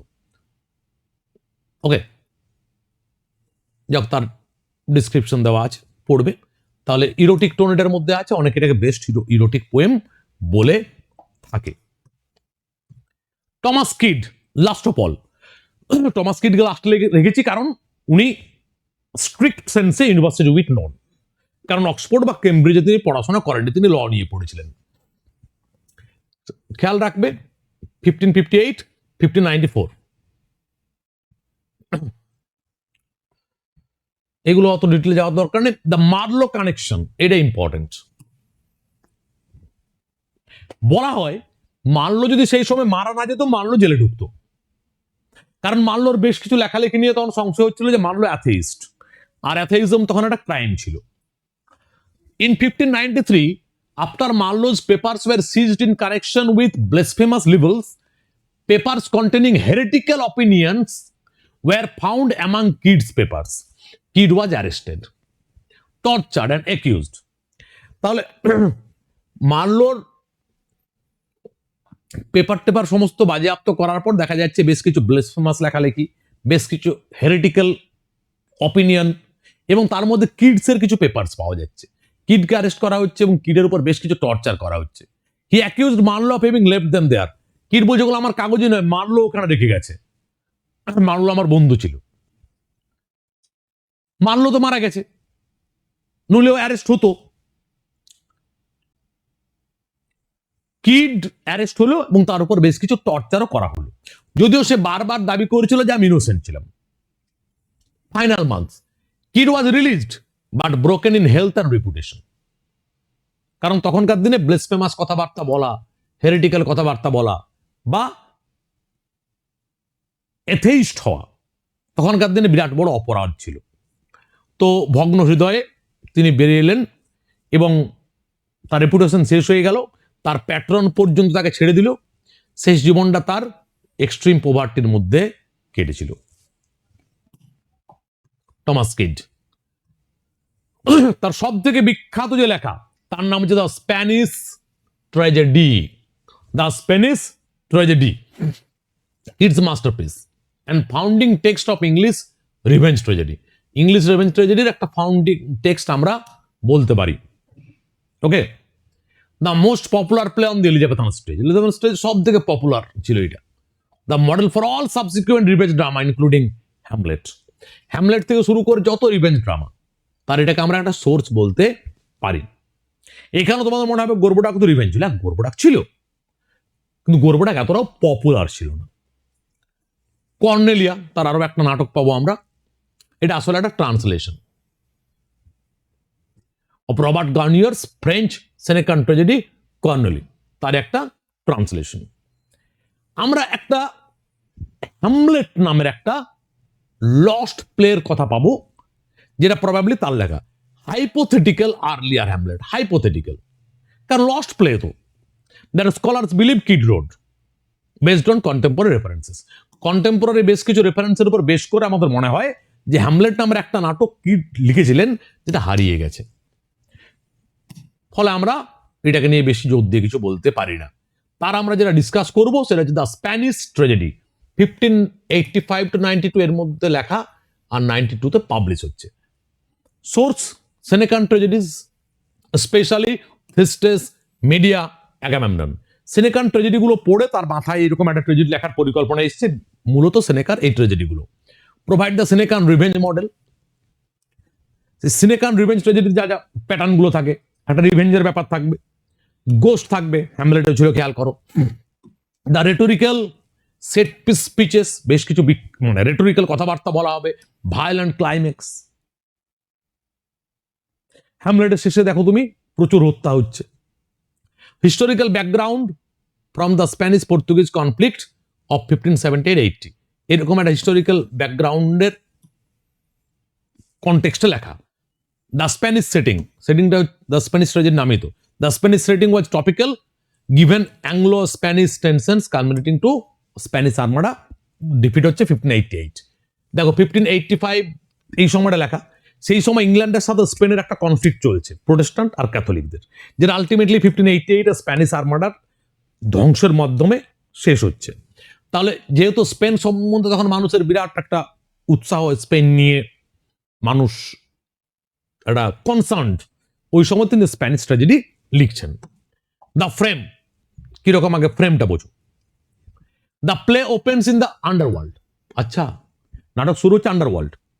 The ghost of Andrea, a Spanish gentleman killed in battle, and the figure of revenge. আচ্ছা, পার্সনিফিকেশন, রিভেঞ্জকে ওখানে একটা হিউম্যান ফিগার হিসেবে দেখানো হচ্ছে। Watch the action from above or outside the stage. এরা স্টেজে নেই, আন্ডারওয়ার্ল্ডে আছে, এরা সব ঘটনাটাকে দেখছে। গোস্টও আছে আর revenge personified. Revenge promises Andrea he will see his death avenged. Revenge আন্দ্রিকে বলছে তোমার মৃত্যুর বদলা তুমি দেখতে পাবে, তোমার মৃত্যুর বদলা নেওয়া হবে। The supernatural framing device, the play within a cosmos is unique and powerful. তাহলে এখানে একটা বিশাল এরিয়া তৈরি করে দেওয়া হলো, একবার আন্ডারওয়ার্ল্ডের ইনভলভমেন্ট নিয়ে চলে আসা হলো। It creates an ironic perspective, the audience knows revenge will come. শুরুতেই বলা হলো যে রিভেঞ্জ নেওয়া হবে, তাহলে অডিয়েন্স প্রথম থেকে অ্যাওয়ার হয়ে গেল যে রিভেঞ্জ নেওয়া হবে। ওকে, প্লটের দিকে তাকাও। Hieronimo is the knight marshal of Spain. তার ছেলের নাম হচ্ছে হোরেশিও। হোরেশিও ভালোবাসে কাকে? Bel Imperia, a Spanish noble woman. তাহলে হিরোনিমোর ছেলে হোরেশিও ভালোবাসে বেল ইম্পেরিয়াকে, যে একজন Spanish noble woman. Bel Imperia's brother Lorenzo, এর ভাই আবার লোরেঞ্জো, এবং একজন পর্তুগিজ প্রিন্স আছে বালতাজার। এই বালতাজার আবার ভালোবাসে বেল ইম্পেরিয়াকে। তাহলে হয়ে গেল ট্রায়াঙ্গেল। এই দুজন মিলে, লরেঞ্জো বালতাজার মিলে হোরেশিওকে মার্ডার করছে by hanging him in his own garden. তার নিজের বাগানে ওকে ঝুলিয়ে দিচ্ছে। হিরোনিমো ব্যাপারটা জানতে পারছে, discovers his son's body and goes mad with grief. He seeks justice from the king, but is frustrated by Lorenzo's manipulation. কেন রাজা এই রিভেঞ্জে রাজি নয়? কেন রাজা চায় যে পর্তুগিজ প্রিন্সের সাথে বেল ইম্পেরিয়ার বিয়ে হোক, ওটা পলিটিক্যাল ডিসিশন, পলিটিক্যাল ম্যারেজ। তখন হিরোনিমো বাধ্য হচ্ছে plots private revenge. He stages a play within the play, যেটা পরে হ্যামলেটে ইউজ করা হচ্ছে। Okay, in which the actors including the murderers, play within the play একটা আয়োজন করছে, সেখানে সবাই অভিনয় করছে। মজাটা বোঝো, মার্ডারাররাও সেখানে অভিনয়ে ঢুকে গেছে। পারফর্ম রিয়েল ডেথস, অভিনয় চলছে। ধরো এ বি সি ডি সবাই অভিনয় করছে, এর উদ্দেশ্য আছে বি কে আমি ওখানে মার্ডার করব। তাহলে ওখানে একটা মার্ডারের সিন আছে, এ বি কে মিথ্যে মিথ্যে ছুরি মারবে, এ গিয়ে বি কে স্টেজে সত্যই ছুরি মেরে দিচ্ছে, ও ওখানে সত্যিকার মরে যাচ্ছে, সবাই ভাবছে অ্যাক্টিং চলছে। Okay, perform real deaths. He kills Lorenzo and Balthazar during the play, then kills himself after biting out his own tongue to prevent confession. যাই হোক, তাহলে সেখানে অভিনয়ের মাধ্যমেই রিয়াল মার্ডার গুলো ঘটে যাচ্ছে। Hieronimo, first great tragic hero of the English stage. ওর এই ফেমাস লেমেন্টটা খেয়াল রাখবে, এটা মাঝে মাঝে কোশ্চেন দেয়, O eyes no eyes but fountains fraught with tears. Okay, the play within the play কোথায় পাচ্ছি আমরা? Act 4। Hieronimo stage a tragedy in sundry languages. সেই ট্র্যাজেডিতে অনেকগুলো ল্যাঙ্গুয়েজ ইউজ করা হয়েছে, Spanish, Latin, Italian, Greek and French. এগুলো সব ইম্পর্টেন্ট ইনফরমেশন খেয়াল রাখবে। Court entertainment in which each actor performs in their own language, যেখানে অনেকগুলো অ্যাক্টর আছে যে যার নিজের ল্যাঙ্গুয়েজে কথা বলতে পারে। The audience on stage of cannot tell whether the deaths are performed or real. আর আমরা যারা অডিয়েন্স নাটকটা দেখছি আমরা বুঝতে পারছি না যেটা কি অভিনয়ের মৃত্যু হচ্ছে না সত্যিকার হচ্ছে। দিস মেটা থিয়েট্রিক্যাল ডিভাইস, নাটকের ভেতরে নাটক ঢুকে গেছে। A play used to expose and punish guilt is directly narrated by Shakespeare in The Mousetrap in Hamlet. Shakespeare একই রকম ভাবে প্লে উইদিন দ্য প্লে এই এলিমেন্টটাকে ইউজ করেছেন তার হ্যামলেটে। সেনেকান এলিমেন্টস তো আছেই, সেনেকার রিভেঞ্জ ট্র্যাজেডির দ্বারা ইনফ্লুয়েন্সড। কি কি এলিমেন্ট আছে? গোস্ট আছে যে রিভেঞ্জ ডিমান্ড করছে, যেটা হ্যামলেটও পরবর্তীকালে ইউজ করা হয়েছে। রিভেঞ্জ এথিক, খুন কা বদলা খুন, যদি অথরিটি আমাকে জাস্টিস না দেবে তাহলে private justice. Number 3, the elaborate rhetoric of grief and passion, দুঃখের কথা প্রকাশ করা এবং সেই দুঃখটাকে এলাবোরেট ওয়েতে এক্সপ্রেস করা। The violent spectacular climax, multiple deaths on stage. এটা খেয়াল রাখবে। কেন খেয়াল রাখবে? Unlike Senecan closed drama which kept violence off stage, Senecan ড্রামাতে ভায়োলেন্সকে অফ স্টেজে ভায়োলেন্স গুলো হতো, জাস্ট মেসেঞ্জাররা জানিয়ে দিত। সেনেকান রিভেঞ্জ ট্র্যাজেডিতে মার্ডার ঘটতো, ভায়োলেন্স ঘটতো অফ স্টেজ, এখানে কিন্তু অন স্টেজ ঘটছে। ক্লিয়ার? ক্লোজেড ড্রামা কাকে বলে এটা আমরা পরে আবার পাবে। ক্লোজেড ড্রামা কাকে বলে? যে ড্রামা ঠিক স্টেজ পারফরমেন্সের জন্য লেখা হয়নি, পড়ার জন্য লেখা হয়েছে, সেটা হচ্ছে ক্লোজেড ড্রামা। স্টেজ পারফরমেন্স নয়, যে ড্রামার উদ্দেশ্য হচ্ছে পড়া, পাঠ করা, সেটাকে বলে closed drama. Kyd brought Senecan themes onto the public stage where they transformed by theatrical spectacle. এই সেনেকার ড্রামাগুলো ছিল মেইনলি ক্লোজেড ড্রামা, কিন্তু সেনেকান ড্রামাকে কিড ইউজ করলো একেবারে পাবলিক স্টেজের জন্য। এই ক্লোজেড ড্রামাতে ভায়োলেন্স গুলো সবসময় অফ স্টেজে ঘটতো, উনি ভায়োলেন্সটাকে স্টেজে নিয়ে এলেন। বলো, ক্লিয়ার হয়েছে? বোঝা গেছে?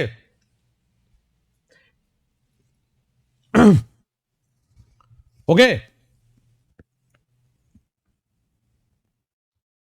আচ্ছা,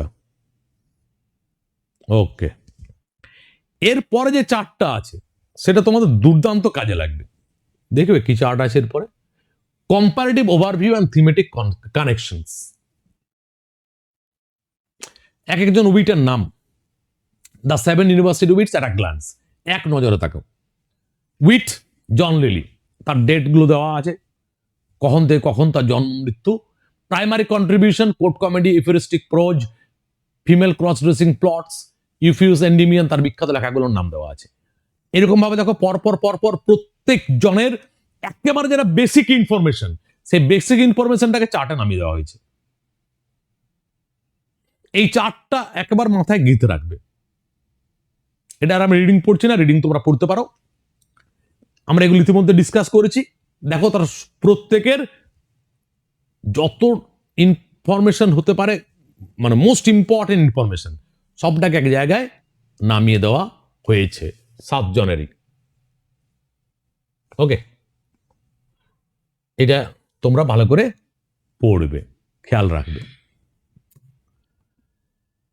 genres and forms pioneered by the university wits, কোন ইউনিভার্সিটি উইট কি ধরনের লেখার পথিকৃৎ ছিলেন, তার হাত দিয়ে কি ধরনের লেখা শুরু হচ্ছে। ইউফেরিস্টিক প্রোজ স্টাইলকে তৈরি করছেন John Lyly. Courtly comedy allegorical, John Lyly. Female cross dressing plot, John Lyly. English epyllion or Ovidian poem, Thomas Lodge. এবং কোন কোন টেক্সটে তারও বর্ণনা দেওয়া আছে, কোন কোন টেক্সটে তারও রেফারেন্স দেওয়া আছে। প্রোজ পেস্টোরাল রোমান্স, লজ এবং গ্রিন, রোজাল্যান্ড এবং Pandosto. Blank verse on public stage, Christopher Marlowe, Tamburlaine part 1-এ। The overreacher tragic hero, এ দিল মাগে মোর, যা পাচ্ছে তার চেয়ে অনেক বেশি কিছু চাই, Christopher Marlowe, Tamburlaine, Doctor Faustus, Jew of Malta. English revenge tragedy, Thomas Kyd, the Spanish tragedy. Play within the play, Thomas Kyd, the Spanish tragedy. English picaresque novel, Thomas Nashe, the unfortunate traveller. Comic prose satire pamphlet Thomas Nashe, নাম লেখা আছে দেখো, Pierce Penniless. Coney catching pamphlet Robert Greene. Biblical drama public স্টেজের জন্য George Peele, David and Bethsabe. যতটা ইনফরমেশনকে গুছিয়ে দেওয়া যায় ততটাই দেওয়া আছে। আশা করি তোমাদের কাজে লাগবে এবং এই জায়গাগুলো ক্লিয়ার হয়ে যাবে। ওকে, তাহলে আজকে আমরা এখান থেমে যাই।